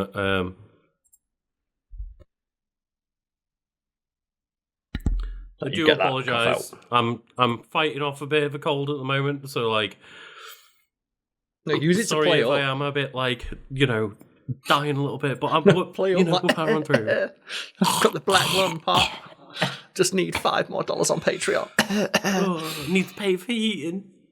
It's like, god damn it, absolutely fuck this cold weather. Needs to heat up. Well, it is. Oh, but yeah, just I guess, like, for anyone that's watching, you know, keep watching, comment, all that jazz. Like, just try and help engagement and all that. But yes. Yeah, I don't really have any specific housekeeping to talk about that I can think of. I will say, if you are going to comment, don't do the thing of, don't give us a live comment thing of, like, the 8 comments in a row responding to things as they happen. If you're going to do that, like, respond to your own comment. Yeah. Like, keep it limited to a private thread. I just had to, like, hide not long ago because, like, they just filled up the comments and, like, over half of the comments were just them going through and posting a new comment every minute telling us, like, oh, well, actually this, actually that, this is what I think about this. And it's like, yeah, we don't mind someone correcting us. We actually invite corrections and feedback and stuff. It's just, don't do it in a way where it makes other people's ability to also offer criticisms and feedback difficult to pass. I'd just say, if at very least, like, you leave it in a thread of replies to your own comments, it's a little bit better than doing each new comment one at a time, because, like, if you're leaving us a live feed of your reaction to every, like, minute or two worth of our hour-long video, or, you know, an hour and a half, 2-hour podcast, like, that quickly absolutely floods the comment section with just you and your name alone, and that's going to invite nobody else to have the conversation. And also, speaking of like growing content, a good way to not grow content or to not encourage organic interaction with whatever fan base you happen to build is to have one person monopolizing all the time and attention. Mm-hmm. So you either need to nip that in the bud or politely ask that person to maybe tone it down just a little bit. That's the thing, at least like in our community Discord, which you can join via a link below, like we can at least comment back and be like, in real time, hey, you're taking over a little bit, can you just, you know, chill. Give other people a chance. Yeah, give other people a chance to talk, whereas when it's just you check the comments and just 30 comments are from one person all in one giant block, it's like you either have the ability to delete those comments or do nothing about it. And it's like, okay. Yeah, so just, you know, let us know how you're all doing. And please also don't just engage the word like write the word like comment or engagement or algorithm. It doesn't help. I remember once I smart mentioned enough that. to know to not let that boost the algorithm. Yeah. I remember once where it was, I think on Twitter a few years ago, I said just a fun fact. If you go onto every single video in a playlist and type a comment for the algorithm, but you only watch the video for that video for 5 seconds, you're doing more harm to the channel than good. Because all YouTube sees is that you watched the video for 5 seconds and immediately clicked off. Mm-hmm. And someone got mad at me for saying that because presumably they did that and felt that it helped. It's like, but I'm telling you that it doesn't help. And when they ask, like, well, what do I do to help? It's like, well, watch the video. It's like, that takes too long. It's like, but then if you can't help that way, then don't. It's fine. It's okay. Well, just anyway, watch half and watch the rest later. Karl, it's going to be okay because we can move on to my wiki now, which is, and this is normally like it is a TV show that I wanted to talk about, and normally we do TV shows where we can like put clips in and stuff. Yes, but this is one that, ironically, I don't think would be very interesting to put clips in of for the sake of a discussion. And what is this TV show you brought to us for discussion today, my friend? Well, that would be the show known as Quite Interesting, or QI. Okay. Well, yeah, because putting clips in would just be us lazily saying, well, we're not going to say something interesting, we're going to get these guys to say it instead. Exactly, right? It would just be, here's something interesting or a fact, and me just putting in a clip of somebody else saying that thing. Or us paraphrasing, which is presumably what we're going to do. We're going to paraphrase statistics and stories from the show. And I'd more likely, also want to get into kind of the production side of it as well, and how they do like research and how much of it is like, scripted ahead of time and things like that. It'd be nice to get into that production side of QI as well. But it would. I'm familiar with this to an extent, but there's probably some people out there who don't know what QI is, so we'd like to explain to them via the means of the wiki, which is a useful side effect of this. Well, it's not a side effect, it's the intention of the format. It's the intention of the entire channel is to use a wiki article so that we can have a quite interesting conversation, hopefully. Yes, but it allows us all to be on the same page, so if you are unfamiliar with the subject we're talking about, the wiki's got you covered. And the wiki says what? Indeed. And Quite Interesting, or QI, is a British comedy panel game quiz show for television created and co-produced by John Lloyd. And John Lloyd is a name I recognise, and like their television work apparently include Not the 9 O'Clock News, The Hitchhiker's Guide to the Galaxy, Spitting Image, Blackadder, and QI. So got quite a repertoire there. Here's the thing as well, like I would recommend not really delving too much into the British television industry's behind the scenes, because you'll very quickly realise, there's like 8 people. And I think panel shows, that becomes really apparent, where if you watch a lot of panel shows, there's like the same 20 comedians who just seemingly just swap roles on panel shows. And it's like, and then you find out of like, oh, I'm going to Google this comedian. Oh, they went to university with the other 5 comedians they're always appearing with. Oh, all the comedian podcasts, they only invite the same people on. Oh, they all went to university together. It's like, oh. Yeah, I mean, one good example is the original host for QI, Stephen Fry. Yep. They famously made, like, a kind of the beginning of their career was also with, like, Hugh Laurie, right? Yes, a bit of Fry and Laurie. They, of course, would, as you mentioned, just they are people that met in uni and were friends, and they just did, was it a bit of Fry and Laurie, yeah. It's not necessarily a bad thing, but I think the British television industry, in specific regards to comedy, a lot has come out over the last couple of years of like, it is really insular by design. It's very chummy, yes. Yes, it's an old boys club, literally, because there was like an internal document leaked a few years ago where the BBC had to be told of put more women on panel shows. Like, we want gender parity on panel shows. And they couldn't do that because and it turns out that the reason that they had to introduce a mandate to make it, if you don't do it, you get in trouble and get fined, is because it got leaked that every time a female comedian got recommended, if they weren't friends with someone who was already on the show, they'd get shit canned. Yeah. There was a story told by the comedian Frankie Boyle of he became disillusioned with British comedy and started producing his own stuff. Is because whenever he got asked to recommend a comedian, he would go out of his way to recommend a female comedian or a comedian of colour, and he would always get shit canned because the producers didn't know them. It's like, well, that's the point. We want new voices, right? Mm-hmm. And like, I remember recently seeing a clip of, I believe, like Catherine Ryan must have a new show coming out because I've seen a few different clips going around, and you know. One of them was just her talking about like, oh yeah, well, I, kind of first got my bigger break on 8 out of 10 Cats and, was kind of a little bit unknown at the time still, like obviously starting out, and I'd known some people, but the producers got her in for a casting call and tried them out, and, afterwards speaking to like Jimmy Carr, she's like, oh, thanks for helping me get on the show and stuff. And it kind of was left ambiguous of whether he was joking or not, but I would assume that he wasn't. He just was like, no, I didn't recommend you.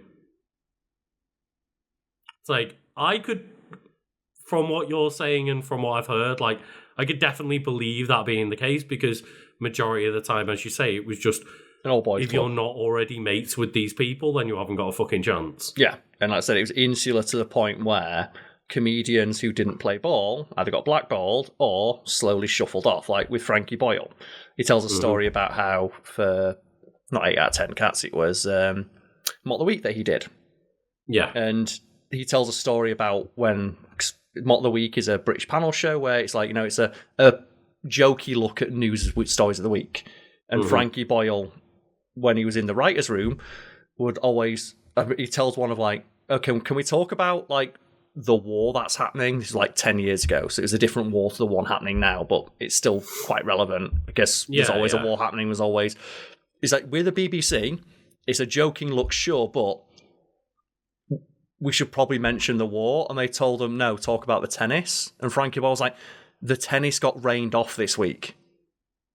So they'd rather us talk about the tennis that got rained off than a war. And maybe the tennis that didn't happen as opposed to the war that is still ongoing. Yeah. And maybe you'd argue like, well, maybe comedy isn't the best vehicle for talking about war. It's like, well,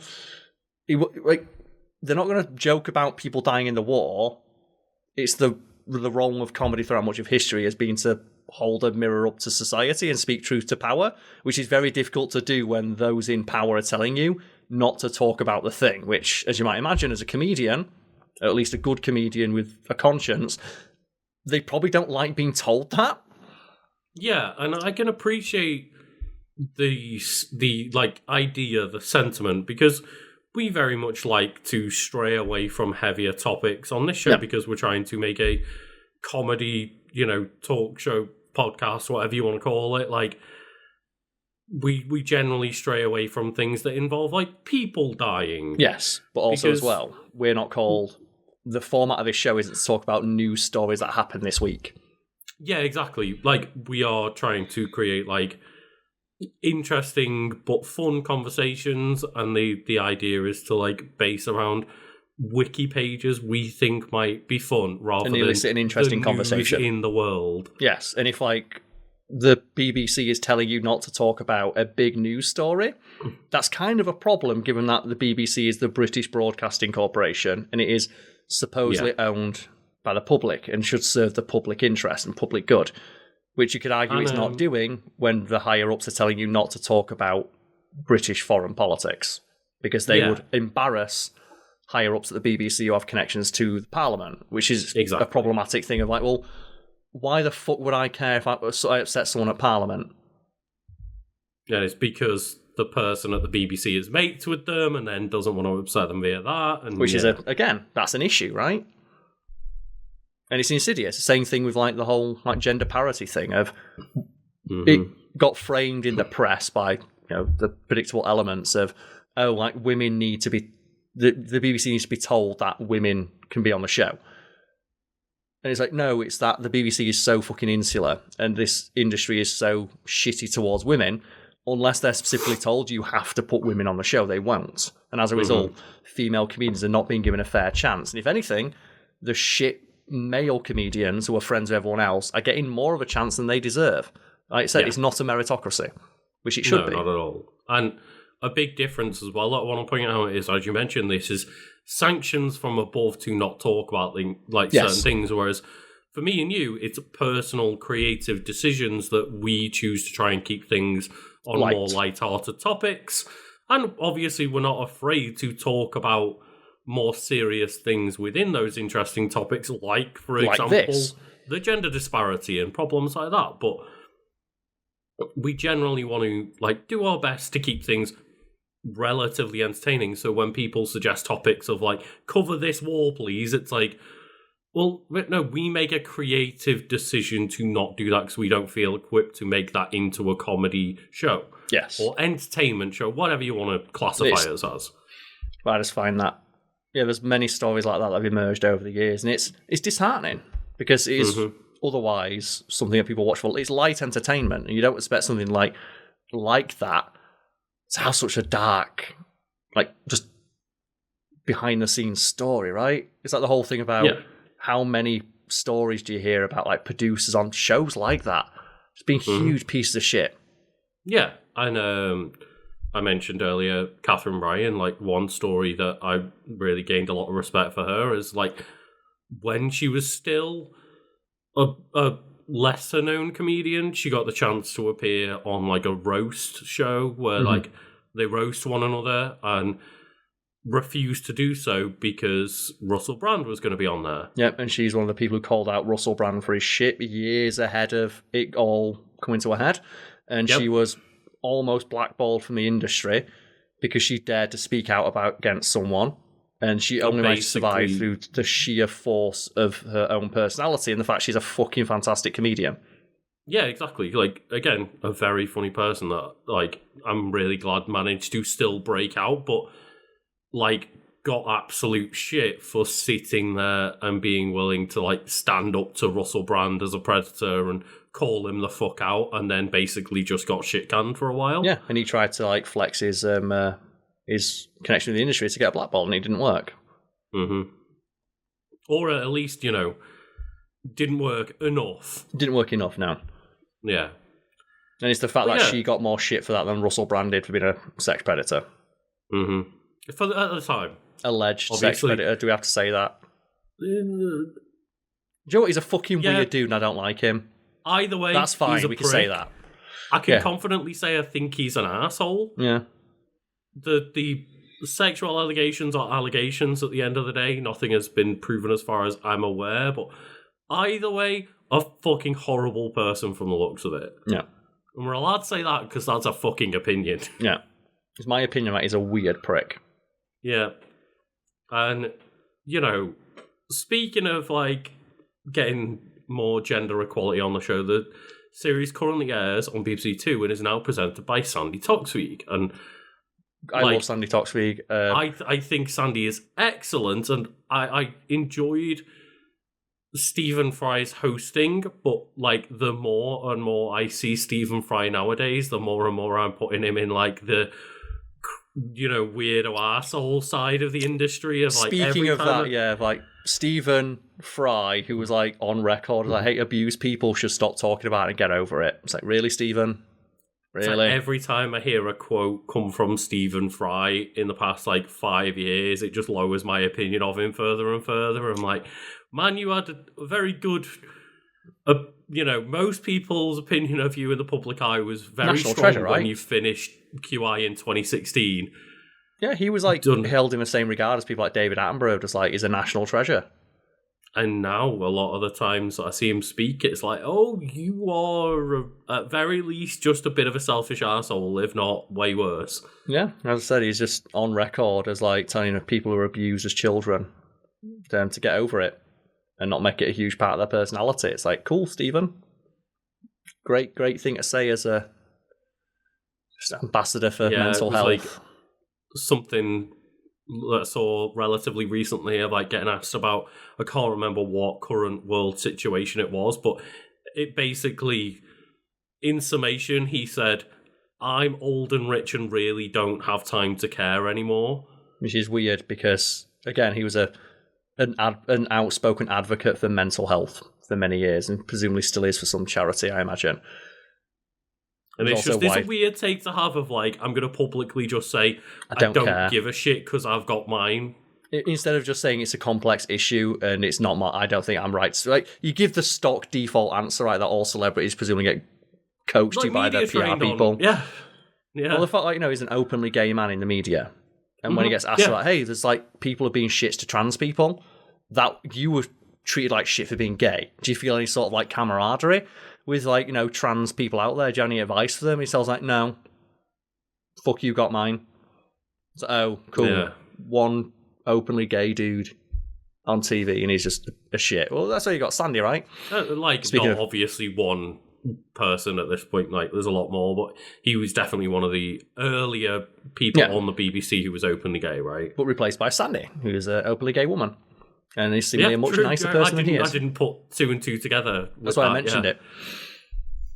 But yes, Sandy is also like openly gay and often like makes fun of it on QI for just like very interesting some woman great as well. Jokes. A lot of really interesting stories. Like, there's a great episode of that show where she's talking about personal space, and she's like, she walks through like, oh, generally like people like to be like this far apart. This is comfortable. A bit closer than this, people don't like it. And she walks over to the member of the audience and says, like, if I get a bit close like this, that would be too close, right? And then she sits on this random guy's knee, says, people would find this strange. Do you find this uncomfortable? And the guy just goes, it's all right, Mum. And it's like, it's a son, but no one knew.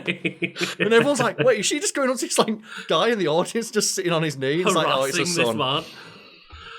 Fair. Which is such a great reveal. I was getting a bit uncomfortable with you saying that then. I'm like, what is she doing? But it's just such a great reveal, and it's like, it's okay, Mum, and the entire audience just like loses their shit. And, speaking of getting people on panel shows and stuff as guests that like you might not know and might not be part of this weird insular group, is like, I believe the only time I'd ever seen Sandy on TV was as a guest panelist on QI. Yes. So we're not saying every time she was on it, I was like, this person's very funny, but also really knowledgeable. Yeah, they should be in more stuff. And that's something that's... Like, we're not saying that they never got, like, genuine unknowns through. Sometimes you take a chance on someone and they're not good, but you just... Okay, that's one episode, and it's one of 4 panelists. They're probably not going to get put in the final edit much. Move on. Yeah. And, like, there were relative unknowns or people who were in the industry and were perhaps not part of this weird clique. But for them, there was proven, consistent underrepresentation of people who otherwise deserve to be up there as much as some of, like, the fucking... Oh, God. It's like when you're watching the show, and it's like, is there any like panelists for you where you just see them like, why the fuck are they on this thing? I mean, I couldn't tell you the name, but I was watching some clips of QI, of like earlier seasons, and one guy was like recurring on different episodes, and every time they spouted an opinion, I was like, why the fuck are you on this show? He might be the dude who's mentioned to like got the questions ahead of time so they could seem smarter. We'll simply get to that in a moment. God, the one for me is like Jeremy Clarkson, where it's like not only is he wrong about everything, he doesn't know anything. And just like every time you hear him speak, it's like, you don't know anything, you're always wrong. And you always have to get corrected by the elves, or like that you're just not right about the thing you think you're right about, and you get mad about it. And there was another person that I thought of that like I discovered via QI who was great and has proven to have like, you know, successfully taken that skill and push it forward, and that's Trevor Noah. Yes. I remember them being on QI and me just being like, again, I don't know who this person is, but they're really fucking smart and funny. The one that's really good is when they occasionally get like American celebrities on panel shows, and they don't know how to interact with like British comedians. Like there's an episode of 8 out of 10 Cats. I think it's Naomi Wolf, who works on not SNL, like the Daily Show, I think. And Johnny Vegas is there. And you see her in real time. Because when they say, oh, Johnny Vegas, you're 40, right? You turned 40 recently. And she just like blurts out, like, really? Because she's never met a 40-year-old Englishman before. She's used like American TV shows, like, you know, the prim and proper preened American celebrities. Just meeting Johnny Vegas blows her mind. God. Yeah, and like... Yeah, I think one of the more prominent American comedians on there for a long time was Richard Hall, I think Richard Hall, great comedian, very funny. Yeah, he blended in really well, being on like a British panel show. He gelled, he got the memo, and he has like some absolutely fantastic just moments where they ask you like, oh, so Rich, if you could like go back in time and witness any moment, what would it be? And it's like, well, there's a time when I was like 20. And I threw some socks across the room into a hamper from about 20 yards away, and it went in without touching my sides. I'd go back and watch that again. And it's just like... But he got the memo. Like, that's the thing. It's one of the things about these panel shows, where it's a shame that for many years it was this proven old boys club, because it robbed us of perhaps seeing a comedian or an entertainer or a celebrity we weren't too familiar with. And sometimes when they get people who you don't think would work on the panel show on, and they end up just doing really well. One person that reminds me of is Daniel Radcliffe. Yeah, well, he was really good on a panel show, but like they weren't expecting him to be that charismatic, right? Yeah, they weren't expecting him to be so good on QI and know so much as well. Like half of the episode that he first appeared on was just Stephen Fry being like, yeah, you knew that one as well. Like, what the fuck? Yep. And just, yeah, he absolutely blew people out of the water in that episode. And that's like, and at the time, I was just like, oh, that's that kid from Harry Potter that can kind of act. And that's the thing about the panel show format, where generally they have one or two established people there. Like, okay, we need someone who knows what the format is and can rein people in, and also can be relied on to tell consistently funny jokes. And we need a host. But we've got a couple of spaces open every week. And why would you fill those spaces with the same people every time? Yeah, and obviously the format of the show features four panelists, but one of them is the featured permanent panelist, Alan Davies, and then you have 3 guest panelists per episode. And Alan Davies is just one of those, again, he's a great comedian, he's a great performer, and he has very interesting stories. He does, and he also knows to play that part, and there's a reason why he's like the permanent member, right? Because he knows how to play that role of the interesting panelist who is just like the quote unquote dumb one that takes the bit. Even though he's very, very smart in real life. And he's smart to play the dumb role in this, and he's like the punching bag, the joke of the show is like, oh no, you failed again, Alan. Yeah. But ultimately, he shows plenty of times that he is actually interesting, witty, and clever. Like he's just playing that role very, very well. Yes, and what is like the format of the show? Because like its scoring is relatively unique among like panel/quiz shows. Well, yes. The format of the show focuses on the panelists answering questions that are extremely obscure, making it unlikely that the correct answer will be given. To compensate, the panelists are awarded for points not only for correct answers, but also for interesting ones, regardless of whether they are correct or even relate to the original question. And as a result, QI has one of the most interesting scoring systems of any quiz/panel show, where nobody even knows how many points they've got until the very end. And there's so many episodes where they reveal the points at the end, and other than normally it being, well, Alan got a lot of forfeits, so there's for last. Yeah. Like, he wins some episodes, but that's kind of the gimmick for most episodes, is that Alan did it again. And you can end up with minus 150 points, for example. All of a sudden you'll just be like, where did those points come from? Like, how did this person win it? Generally, it's just... Yep. They were interesting. Whoever got the least forfeits and was the most interesting. Do you know the detail I love, though? Because the QI elves, the name given to the research team who hand out the points, they've been asked to, like, so who decides on the points? Like, well, we do. We have someone sat there, like, you know, it'll vary, but there'll be someone who sat there, and we'll, every time someone says something right, we give them a point. If they say something interesting that we can then fact check, that is also right and interesting, we get a point. And it's based on our discretion, and the scoring system is, like, unanimously agreed amongst us. That's like, it does say, though, that, like, it doesn't necessarily have to be correct. It does just has say to be regardless interesting of whether they are correct or relate to the original question. It just, if something is interesting, like, if they just make an interesting observation, they could get points for that. Yeah. Or makes a funny joke. Or tells an interesting story. It also says, points are deducted for answers which are not only wrong, but pathetically obvious. So, if there's, like, an answer that, you know, is just one of those, like, generally well-known things that it's like, that's not the answer we were looking for, that's way too obvious. Or if they make a bad joke. I like that they give points for bad jokes. Joke that's pathetically obvious as well. Yeah, because you're a comedian, a professional comedian, you should know better than to make the obvious joke. You should be making a joke that isn't the joke that the person watching at home is going to make, and that's what I like about the show. Like, it punishes comedians for not being on the ball. That was a great moment with Jimmy Carr. Jimmy Carr, great comedian, literally wrote a book on how to write jokes.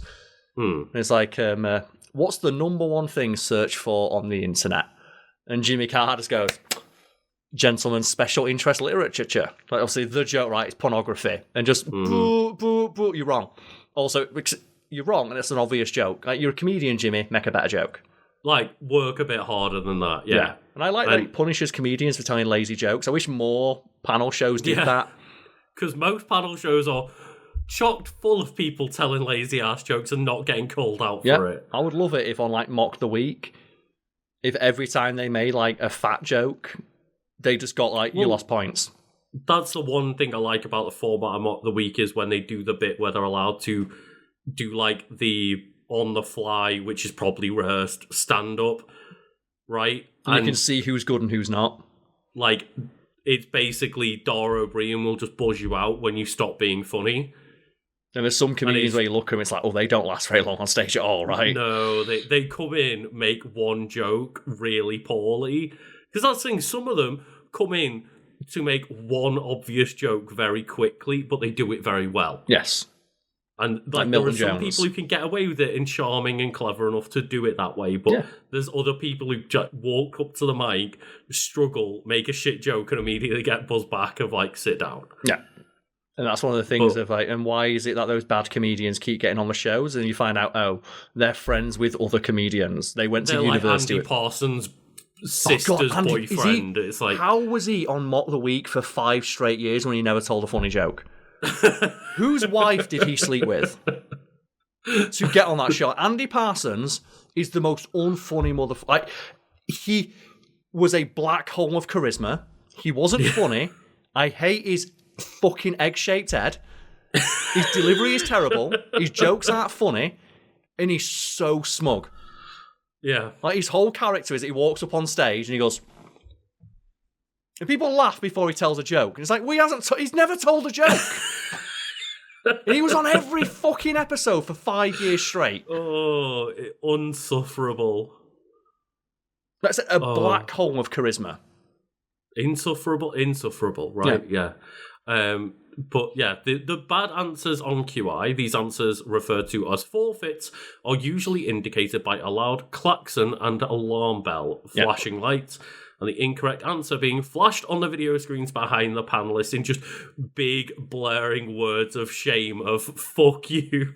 Like, they don't obviously put fuck you, they just say, like, you know, what's the easy answer? Like, when you use the example of Jimmy Carr just being like, people Google porn, it's like porn flashes on the screen. One of the funniest ones of them is there's a David Mitchell bit. 'Cause David Mitchell's like he's a good comedian, but he was friends with like Richard Ayoade and a bunch of people at university. And you see him perform with a lot of people. He is quite funny, he's quite knowledgeable. But you see an episode where I think it's when did like World War II end? And he says, 1945. And he's like, technically it didn't. And they put 1945 on thing. And he tries to argue with like the klaxon. And he says, you'll notice that I didn't saying around 1945 does not include 1945. And they put like a more specific answer on screen. And he keeps getting more. He was gonna, because he's never been corrected before. And he's just getting more and more irate that he got corrected on something that he thinks he knows. And they just keep getting more specific. And I will give credit to both David Mitchell and Lee Mack for 8 out of 10. Not 8 out of 10. Will You Lie to Me? Or Would I Lie to You? Would You Lie to Me? Yeah, Would I Lie to You, sorry, which is another show we'll have to cover at some point. And maybe fantastic, we can do that as one that we can include clips in, because they're both great for like keeping the show running as long as it has while making like both, you know, stories that are truths and lies seem actually like they are, you know, coming up with them on the fly. Yes, and like I'll never take any away from like them both as comedians and performers. And like I say, when we say that old boys club, it's not his fault that he went to university with a bunch of people who got famous, but just there has been established stuff in the world of comedy of like there's a lot of power being wielded by a couple of people in comedy who use that power to really play favourites with it's not to necessarily say that all of the people who were in this little group weren't talented people. It's just that some of them got in with a lack of talent. Yes. And a lot of people with talent were kept out. And there's like some of them as well were outed as being not all that nice people. Like you had like Russell Brand, who was like knocking about for years on like the panel show circuit, despite being a well-known abuser to the point where, as you mentioned, like Catherine Ryan was calling him out. But what are you going to do? Like he's friends with people high up at the BBC. And apologies, I tried to mute before I started coughing there. I think I didn't quite mute just in time, but yeah, I'm trying my best, everyone. But yes, it is just a shame that, like, yeah, I'm sure there's plenty of people that miss their opportunity because of this stuff. But yeah, Andy Parsons got like years and years on Mock the Week. I've no idea. I'm going to have to look up who he knows. Well, you continue going through. It's like, who does he know? Because he didn't get through on his merits. He's been blackmailing, right? Because that's the he didn't get through on his merits because he wasn't fucking funny. Like, I can't imagine watching him at like fucking Edinburgh Festival and laughing. I can't imagine thinking, let's give this guy a weekly gig on national television for 5 years straight. Yeah. But speaking of which, for its first 5 seasons, QI was aired on BBC 4, Karl. It wasn't that popular, right? QI was put on BBC 4. And, like, there is a ranking system of importance when it comes to BBC. Like, BBC 1 was the original, then BBC 2, then BBC 3, then BBC 4. Andy Parsons knows Jimmy Carr. Oh, right. There we go, done. That's it, he knows. Yeah. He's like, I just looked up, his stand-up comedy, he appeared alongside Jimmy Carr. There we go, done. Yeah. And yeah, I can't imagine, like, people don't really give a shit about most things on BBC 3. Well, he did show Family Guy for a bit. BBC 4 is like, Jesus Christ, like, no fucker watches BBC 4. Yeah. But the fact it managed to stay alive on BBC 4 for 5 years, and then they ended up getting their first analog airing on BBC 2 a week later, I presume it means from like after its 5th season, from 2008 to 2011, and then the show was moved to BBC 1, with the extended length edition of each episode often broadcast on BBC Two a day or two after the regular show's broadcast under the title of QIXL. And that's what's great about QI is, like, when I realised they've got the same episodes that run like a day later with 15 extra minutes of content. Yep, and usually that content is quite interesting by the definition of the show. Yeah.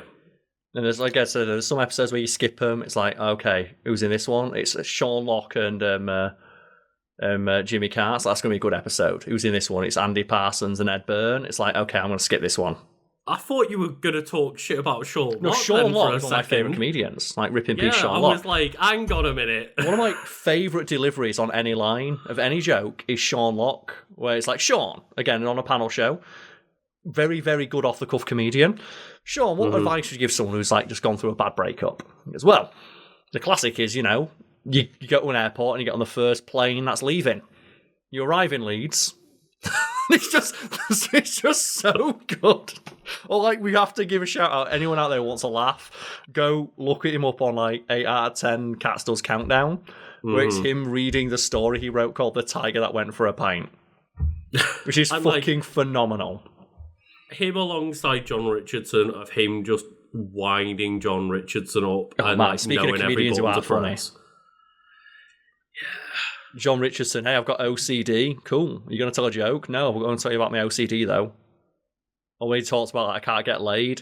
And then he married another comedian, and they had an entire TV show about them being a married couple. And then they got divorced while it was still airing. Oh, no. Yeah.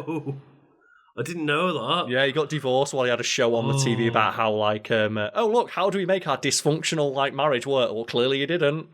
Ooh. Anyway, moving on. Part of the, like, original format and just the running format of the show is that each season is denoted by a letter of the alphabet, and they haven't got to the letter Z or Z yet. I don't know whether they're going to move on to numbers or something, but basically, like, season 1 is season A, where every single theme of the episode will be like something beginning with the letter A, for example, animals. Yeah. Then season 2 becomes season B, and every theme of the show begins with B for that. Yeah. And it can be loosely inspired by the thing, right? It doesn't necessarily have to be all about, say, like, battles. No.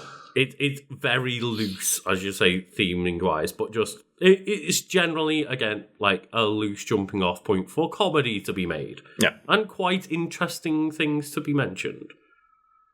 But yes, it does say here that part of the... hang on here. It says the number of points, as you mentioned, given or taken away, were decided by the QI researchers that are the QI elves. And one example it lists here is that an example in one episode, Davies was docked 10 points for suggesting oxygen to the question, what is the main ingredient of air? Nitrogen, right? I would presume that would be the answer, yes. But then I thought you'd say the actual answer. It doesn't mention it in the wiki, like Step Your Game up Wikipedia. But we'll move on, as they do in the show, to general ignorance, Karl. Which is one of the best formats on the show. And I'm, like, you know, not ashamed to admit, a bunch of Fact Fiend articles are inspired by things mentioned on that, because the format of Fact Fiend was always, it's information that you aren't going to find on the front page of Reddit. And the concept of general ignorance is... Well, yeah, it's, as you say, it's quite similar to Fact Fiend, but... in a unique parody of ubiquitous general knowledge quizzes, the final round is off-topic and called General Ignorance. It focuses on seemingly easy questions which have a widely believed but wrong answers. Yes. Do you have an example there for the people at home? Does the Wikipedia have an example here? Well, it's like, for example, the one that always gets Alan Davies is, what's the largest animal on Earth? Or the largest organism, to which he would always respond, a blue whale. And it's like, no, the largest organism on Earth is, I believe, it's like a spore colony of mushrooms, which is several miles wide. Right, okay. So it's like questions like that where the answer you'd get in a pub quiz, where it's like not actually the right answer, it's but it's general knowledge, and it's easily assumed answer that everyone would know, like, as you say, the blue whale. But yeah, again, Wikipedia, step your game up a little bit. It doesn't give any examples here, but yeah, Karl, you can be our little, you can be our Wikipedia elf for the day. I'll bring up some general ignorance examples of questions. Mm-hmm. And do you want to just find them before we move on to production, or do you want to dabble in a bit of production first? Well, I've got here the Irish Times they got the QI elves. Okay. To bring in like 20 questions for them. Are we doing a mini round of general ignorance right now? These don't feel like in the format of general ignorance. These are like just questions that you get on a pub quiz that are approved by them. The specific thing about the general ignorance is that the answer is what you think it's this specific thing, but it's not. Mm-hmm. Well, that's just a general list of pub quiz questions that are approved for being correct. And I'm struggling to find examples, because when I Google it, it's like, buy our book. Because I don't want your book, I want one example. Say, I just quickly Googled it then, and it's like, I think the reason why it's hard to find specific examples is because they sell books of this shit. Yeah, and that book has got really good marketing. Mm-hmm. But either way. But we'll talk about a little bit of the production side of things then, Karl, because I guess they're just like, fuck you, buy a book. It's like, oh, I don't have the book right here with me, I'm sorry. But the writer and former BBC producer John Lloyd devised the format of the show, and it is produced by Quite Interesting Limited, which is set up by Lloyd himself. QI was originally seen as being an annotated Encyclopedia Britannica, the world's first non-boring encyclopedia. And it was conceived as a radio show with Lloyd as the chairman. But then Lloyd later decided in developing the show that it would work better on television. Which is weird, because it is not something that you need much of a visual component to. Mm-hmm. The visual component isn't like, it could work just as easily as a podcast. Now, the QI elves do host a podcast. I like the written word. Like I said, they've written several books. Like, I don't necessarily think it needs a visual component, except for the specific parts of a show that do have a visual component. For example, when they show off like a thing I like they do sometimes, like little mini science experiments. They'll say, we brought in sometimes they'll say, hey, we got a researcher from this university who's they've done research, and we're going to get them to show it off, which I like. Yeah, we're going to give an audience a stage, a platform. And that's the thing, they do sometimes make the most of it being in TV format, but then other times there are episodes where it is pretty much just like that, people talking and being funny and interesting. So yeah. Unless Andy Parsons is on. It could be less interesting and work on radio. Yeah. But they do make the most a lot of the time of the fact that it's on TV, and even just like a lot of iconic things like the klaxon and the alarm and stuff. When you can have that on the radio, people crash the car all the day. Yeah, exactly right. When they get the forfeits. But it was decided the show would air on television. They got Michael Palin and Stephen Fry with... Okay, sorry. Michael Palin was offered the job of chairman with Fry, and Davey... I'm reading this wrong. It's just not grammatically correct. But so Michael Palin was offered the job of chairman. And then Fry and Davies was offered captains of the Clever Clogs and Dunderheads teams, respectively. Palin decided to not take the job, so the producers then opted to change the format, where Fry became the host and Davies was the only regular panelist. So originally there was going to be two guests, one on each team, and it was one's like silly, Fry one's had smart. the clever team and Alan Davies had the Dunderheads team, like the stupid team. And Michael Palin was going to be the host. But yeah, it just didn't work out that way, and arguably a better format, because you just get an extra person that's different and interesting, and not the revolving group of the same 8 guys on every week. Mock the Week is fast. Like we said, I checked, Andy Parsons was a regular panelist for 9 seasons. Oh, and nearly a decade of just no fun at all. Like I said, if people don't believe us, go look up Andy Parsons comedy. It's like unbelievable how unfunny he is. And generally, when oh, I'm forgetting his name now, but the Scottish Frankie Boyle. Frankie Boyle was on there and was funny enough to like make up for Andy Parsons sucking all the charisma out of the room. Yeah, and Frankie Boyle And was Frankie Boyle left. Frankie Boyle basically carried that show on his ass.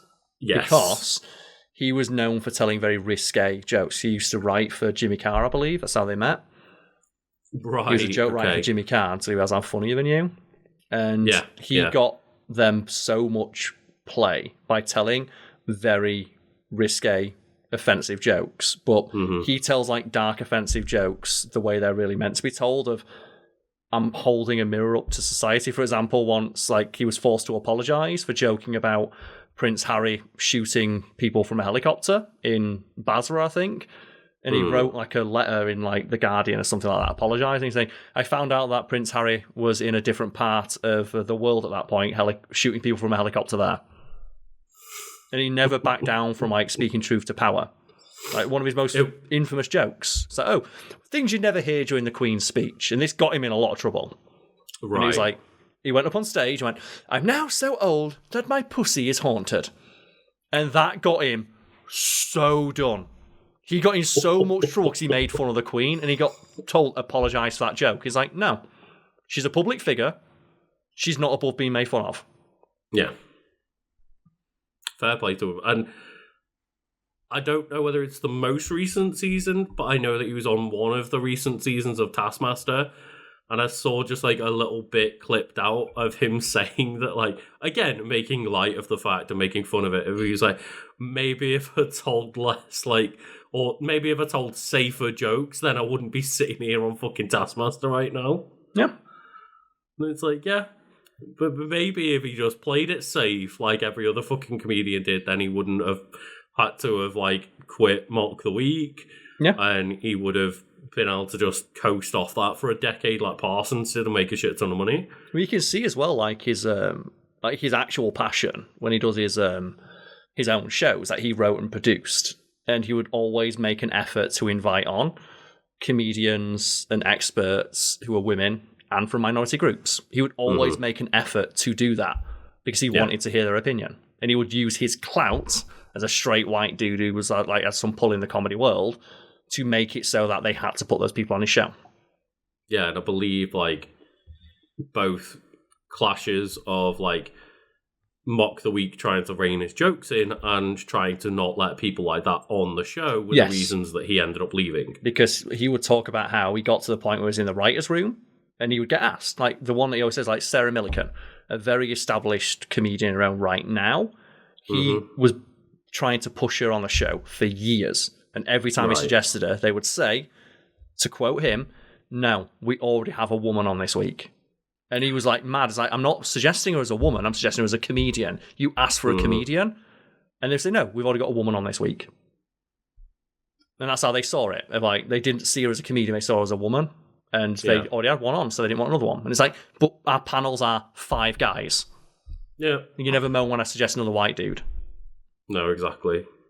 And that annoyed him. So he always went out of his way to make sure that his shows that he had like creative control on. Yeah, and like, gotta fully respect the guy for just always seemingly sticking to his guns despite his career. As well, being Scottish, the fact he fucking hates the royal family, and he was like always the one who was like straight in on like Prince Andrew being a nonce, and every time he got told to rein it in by the BBC, he was like, "No, fuck you, he's a nonce." Yeah. So why do you care?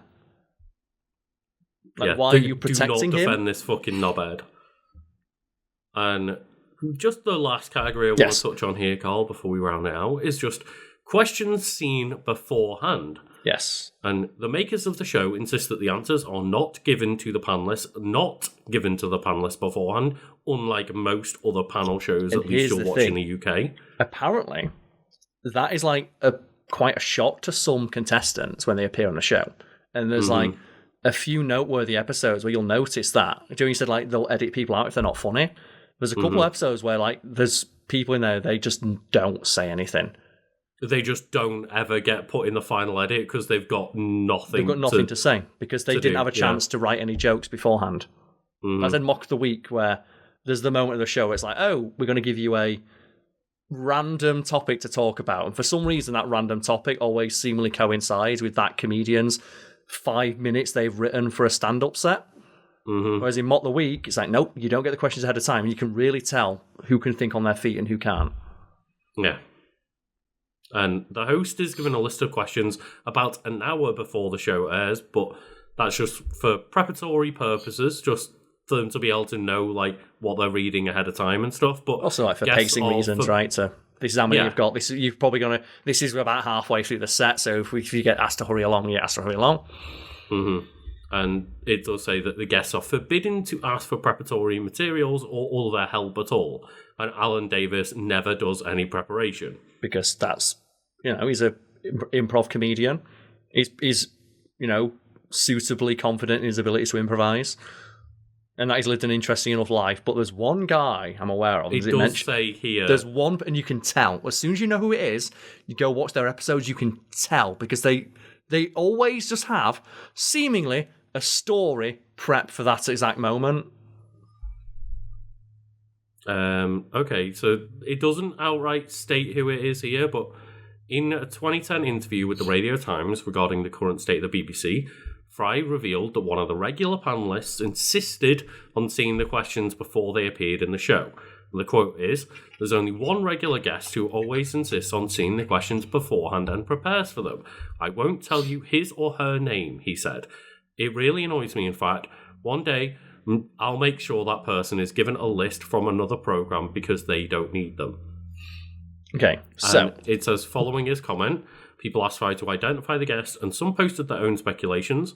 Fry posted later on his Twitter account that it was neither Alan Davis or Rob Brydon, and in 2022 QA at the Oxford Union, a regular panellist, Dart O'Brien, said that the guest in question was someone who had since died, but was not Sean Locke. Yeah, because Sean Locke was a good comedian, and yes, the fan theory then, because I must have seen this, I've gone and looked at it now, there's fans who've speculated based on this information, and they've come to the conclusion it is John Sessions.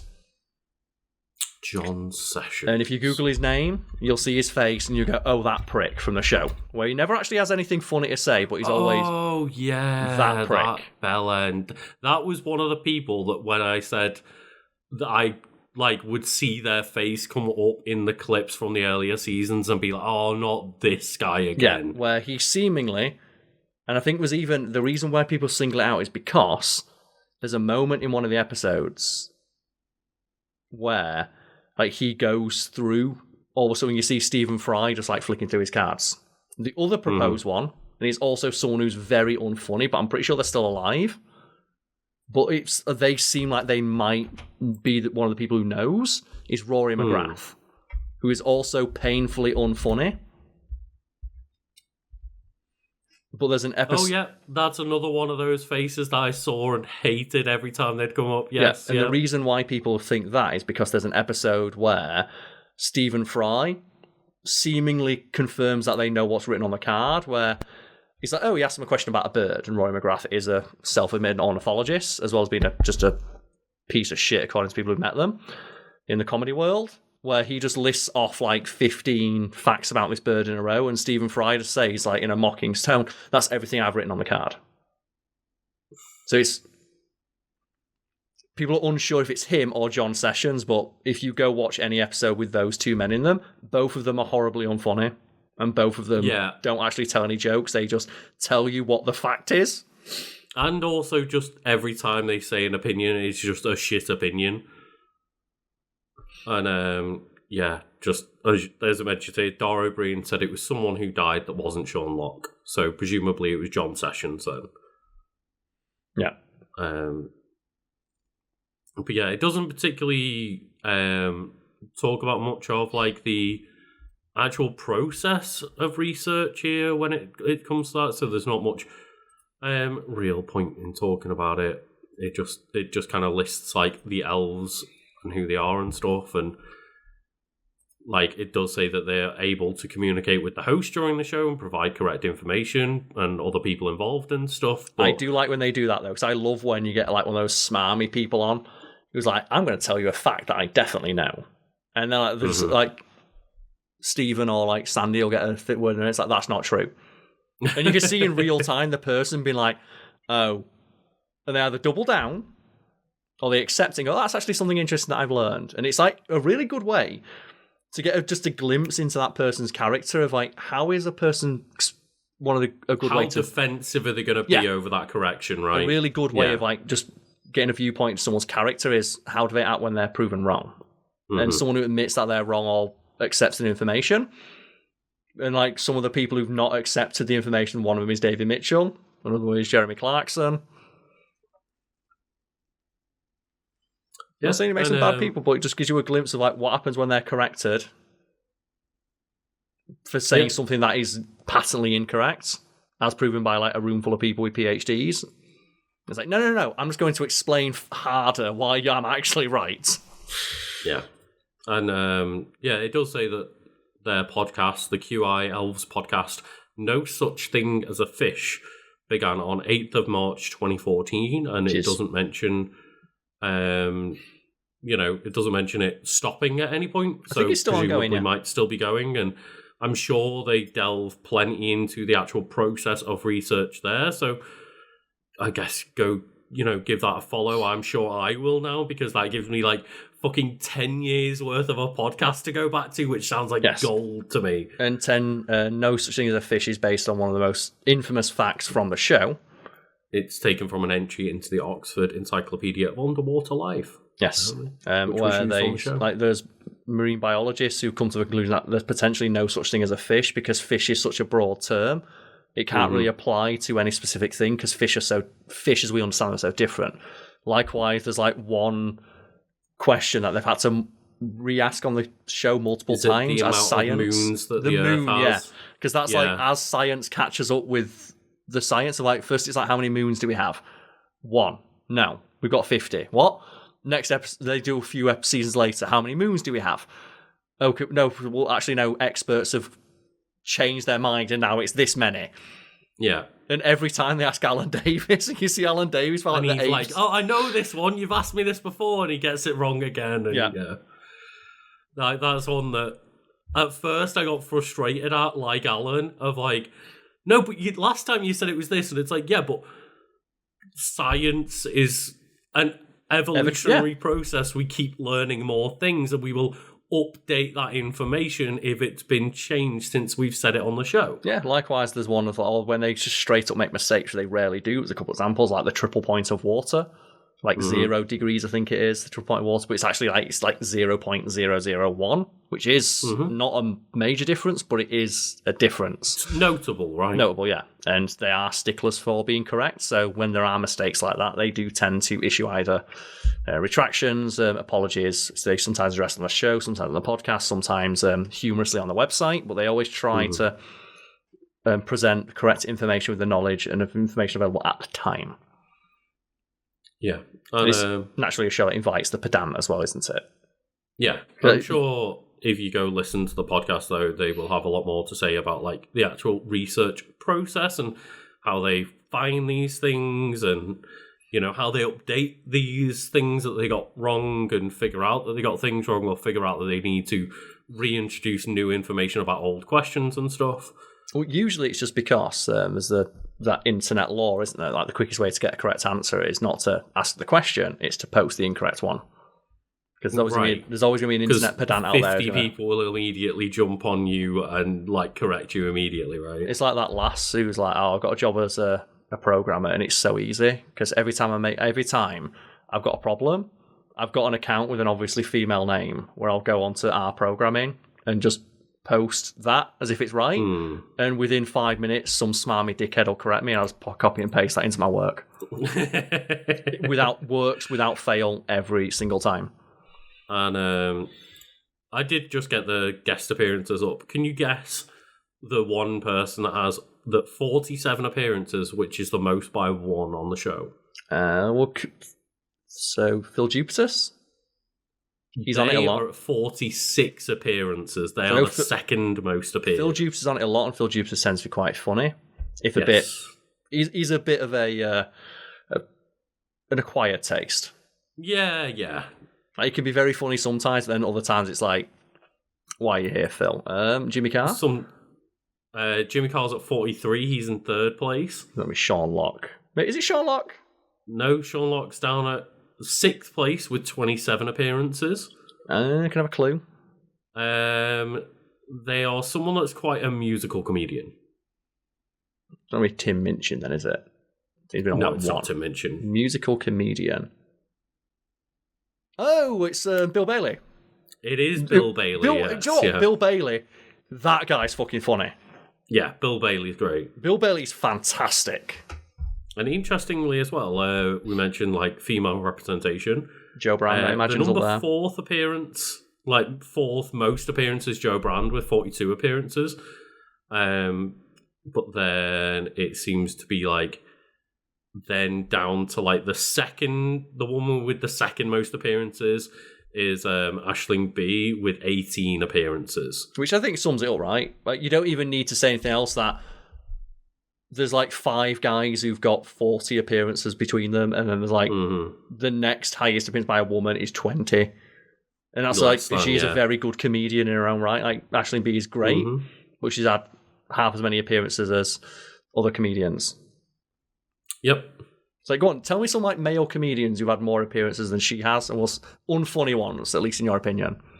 So I'm guessing Russell Howard's had more than her. Russell Howard? Is he on that?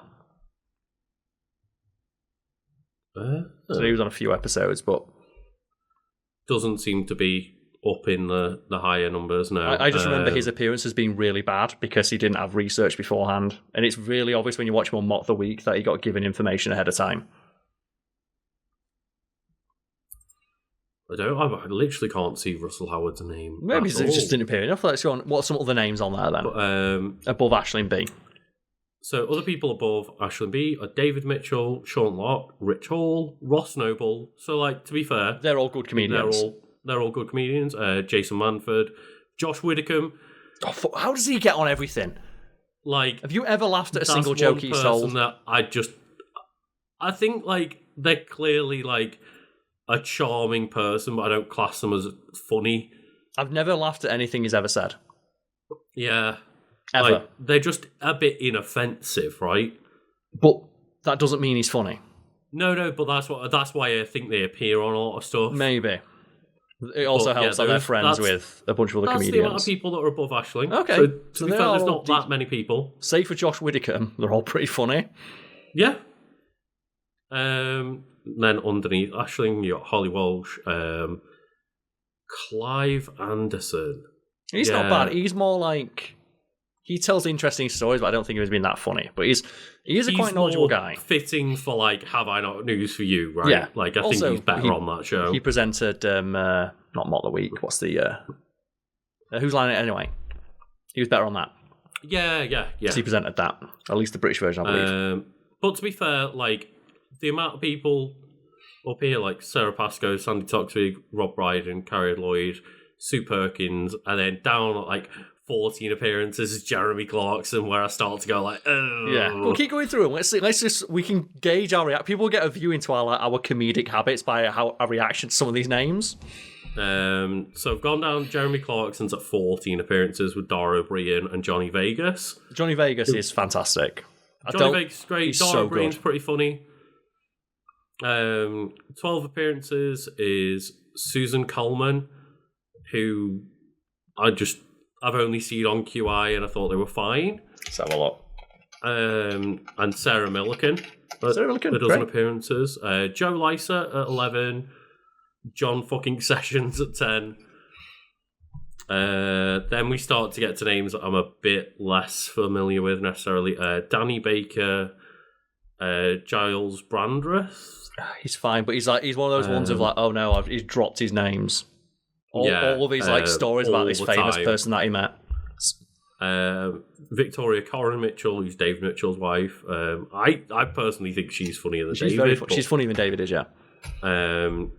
Jack D. And Nish Kumar, your favourite. Like, what is it? Like, Nish Kumar's got a fucking vendetta against me. Lucas, tell the story. How many times did he... I'm going to say it's him. Because in the video, we talk about, like, he's got, like, one of those shitty travel shows where it's, like, comedian wants to go on holiday. Mm-hmm. It's, like, Nish and Joe, and it's he frames himself in that show as the everyman, but he comes across as a smug prick in every scene he's in. And I mentioned that, and I put in like one clip of that show of him just being a bellend. Where it's like his mate is like not doing great at the activities, but he's trying and having fun. So the way Nish was just being like a proper sourpuss about it. So the way right? it's framed, it's like a travel show, and the gimmick of the travel show is like Nish Kumar is your everyman. Well, I'm going to go on holiday as like a normal person. I'm inviting my mate who thinks he's God's gift, like he's an Instagram influencer. He thinks he's really smart and cool and tough. We're going to make, and clearly Nish, when he wrote it, is like, well, people are going to like me because I'm the one who's like, well, you're an idiot for doing Shaolin monk training. But because his mate just has such a genuine enthusiasm for it, he comes across as really wholesome because he throws himself into it with his whole ass for every one of the challenges. And 90% of the show that I ended up watching when I'm at home, because it's always on BBC Three, it's him really throwing himself into an activity, which he doesn't do well at, but he earns the respect of the people putting on, like, I don't know, like wrestling in Mongolia or Shaolin monk training. And it's just Nish stood off to the side calling him a fucking idiot, making fun of all the people who do it. And I put in one clip of him, like I said, the Shaolin monk training, and it got copyright struck at how many times? No matter how many times I edited it, it always got struck. And every time you like made it smaller or sped it up or flipped it or whatever you did, every time the copyright strike would be right there. Yeah. And I'm just, in my head, it's just Nish Kumar heard that I said he wasn't funny, because he is one of those comedians who name searched himself on Twitter to argue with people who say he's not funny. So he'd always trend on Twitter whenever he had an appearance on a show or a radio thing or whatever, because people are like, why is he on my radio? He's not funny. And he just argue with them. It's like, don't do it. Yeah, and that's how I became aware of him as like a comedian who can't accept. Maybe he's just not that funny, dude. And I'll just read our last few names here, Karl. I was going to tell that story because just that got me. Get your frustration out of the amount of times you had to re-fucking edit that episode. And it was only the bit with him in it. That's the thing. Whenever it was the bit with the other dude in, which makes you think it was him, because whenever it was the clip with him in, because you clipped out multiple pieces of the episode, and every time Nish was in it, it'd get copyright struck. But when he wasn't in it, they'd never fucking come after you. Which makes you think he's looking like. So I know he name searched himself on Twitter. Oh, but at 8 appearances, we have Noel Fielding, Lee Mack, and Sally Phillips. And it's a shame that Lee Mack's got the same as Noel Fielding, who was like on proof of like him just kissing 16-year-old girls in nightclubs. I was going to say, like, Bezzy mates with Russell Brand as well, and it's like, my opinion turned around on him very quickly when I found that fact out.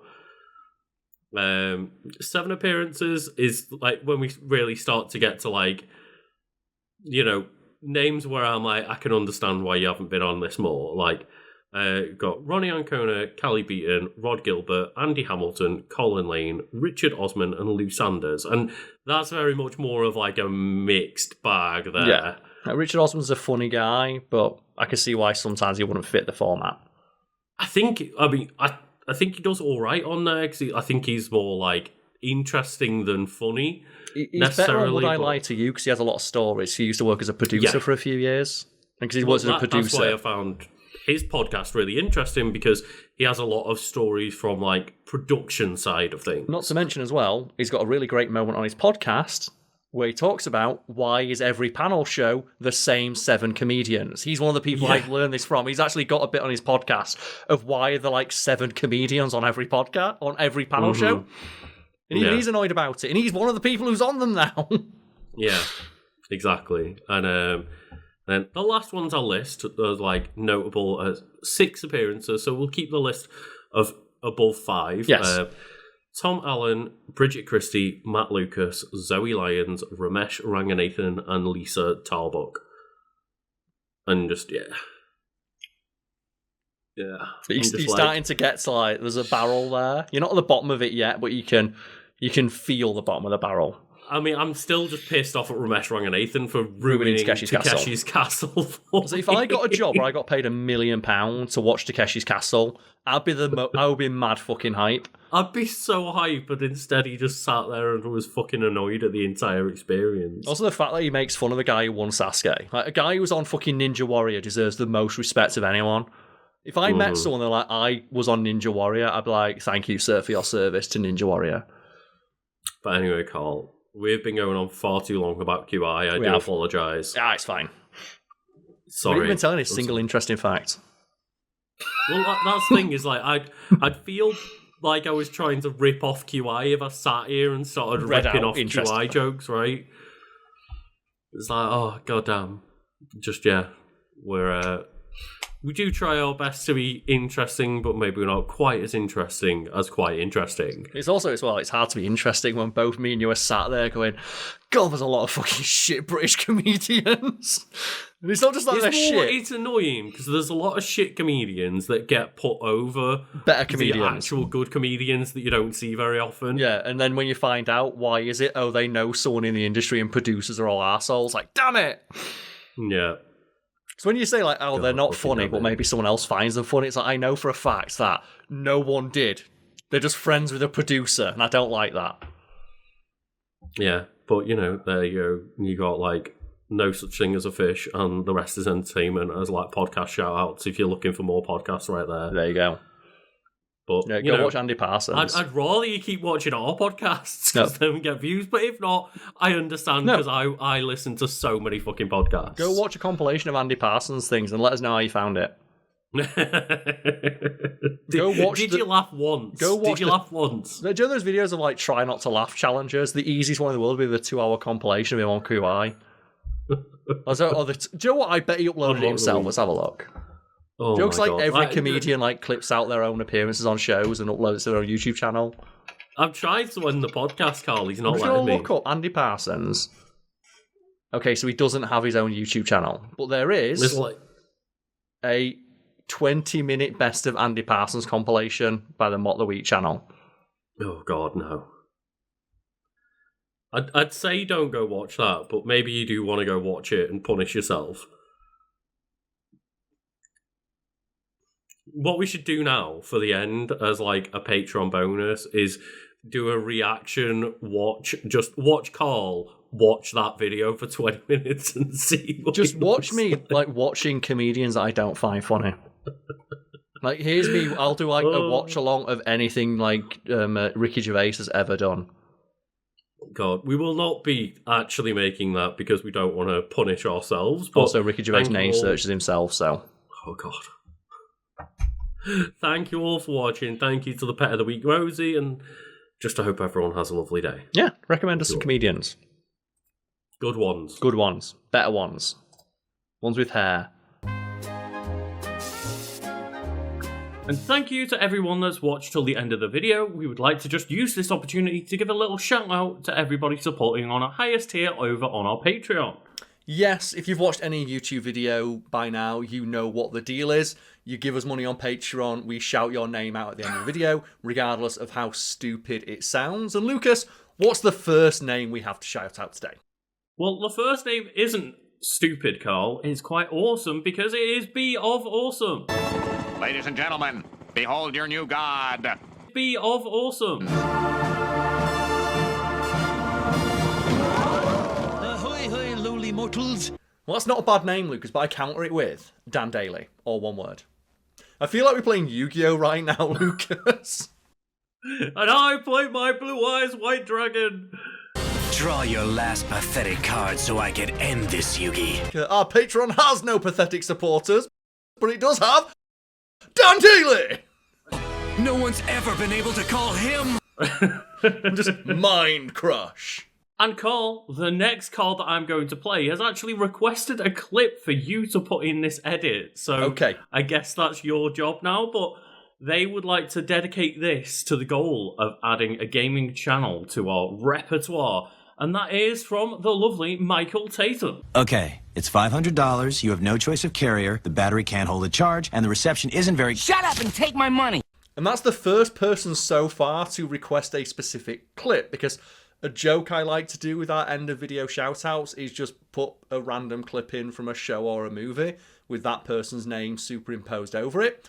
And if people have a funnier clip or a specific clip they'd like us to put with their name superimposed over it, why not, right? I actually like that because I'm running out of like clips to find, so that would be helpful.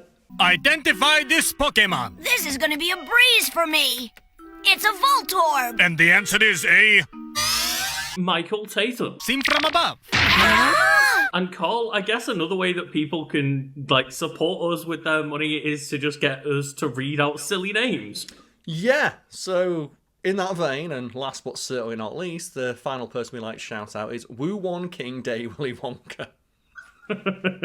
I'm now wondering, Lucas, what is the longest name you can have on Patreon? Because could somebody change their name to ooh-ee, ooh-ah-ah, ting-tang, walla-walla-bing-bang, ooh-ee, ooh-ah-ah, ting-tang, walla-walla-bing-bang? I guess we'll see maybe next month. I don't know. Because that's the clip I'm putting in for Woo Won King Day Willy Wonka. Woo Won Won Won King Day Won Willy Wonka. Ooh-ah. That's going in. Oh my god. Hey, witch doctor, give us the magic words. Woo Won Won Won King Day Won Willy Wonka. Ooh-ee, ooh-ah-ah, ting-tang, walla-walla-bing-bang. Ooh-ee, ooh-ah-ah, ting-tang, walla-walla-bang-bang. Thank you, of course, to everyone for supporting us over on our Patreon, and thank you also just for watching. Yeah, it's very much appreciated, and we'll see you all next time.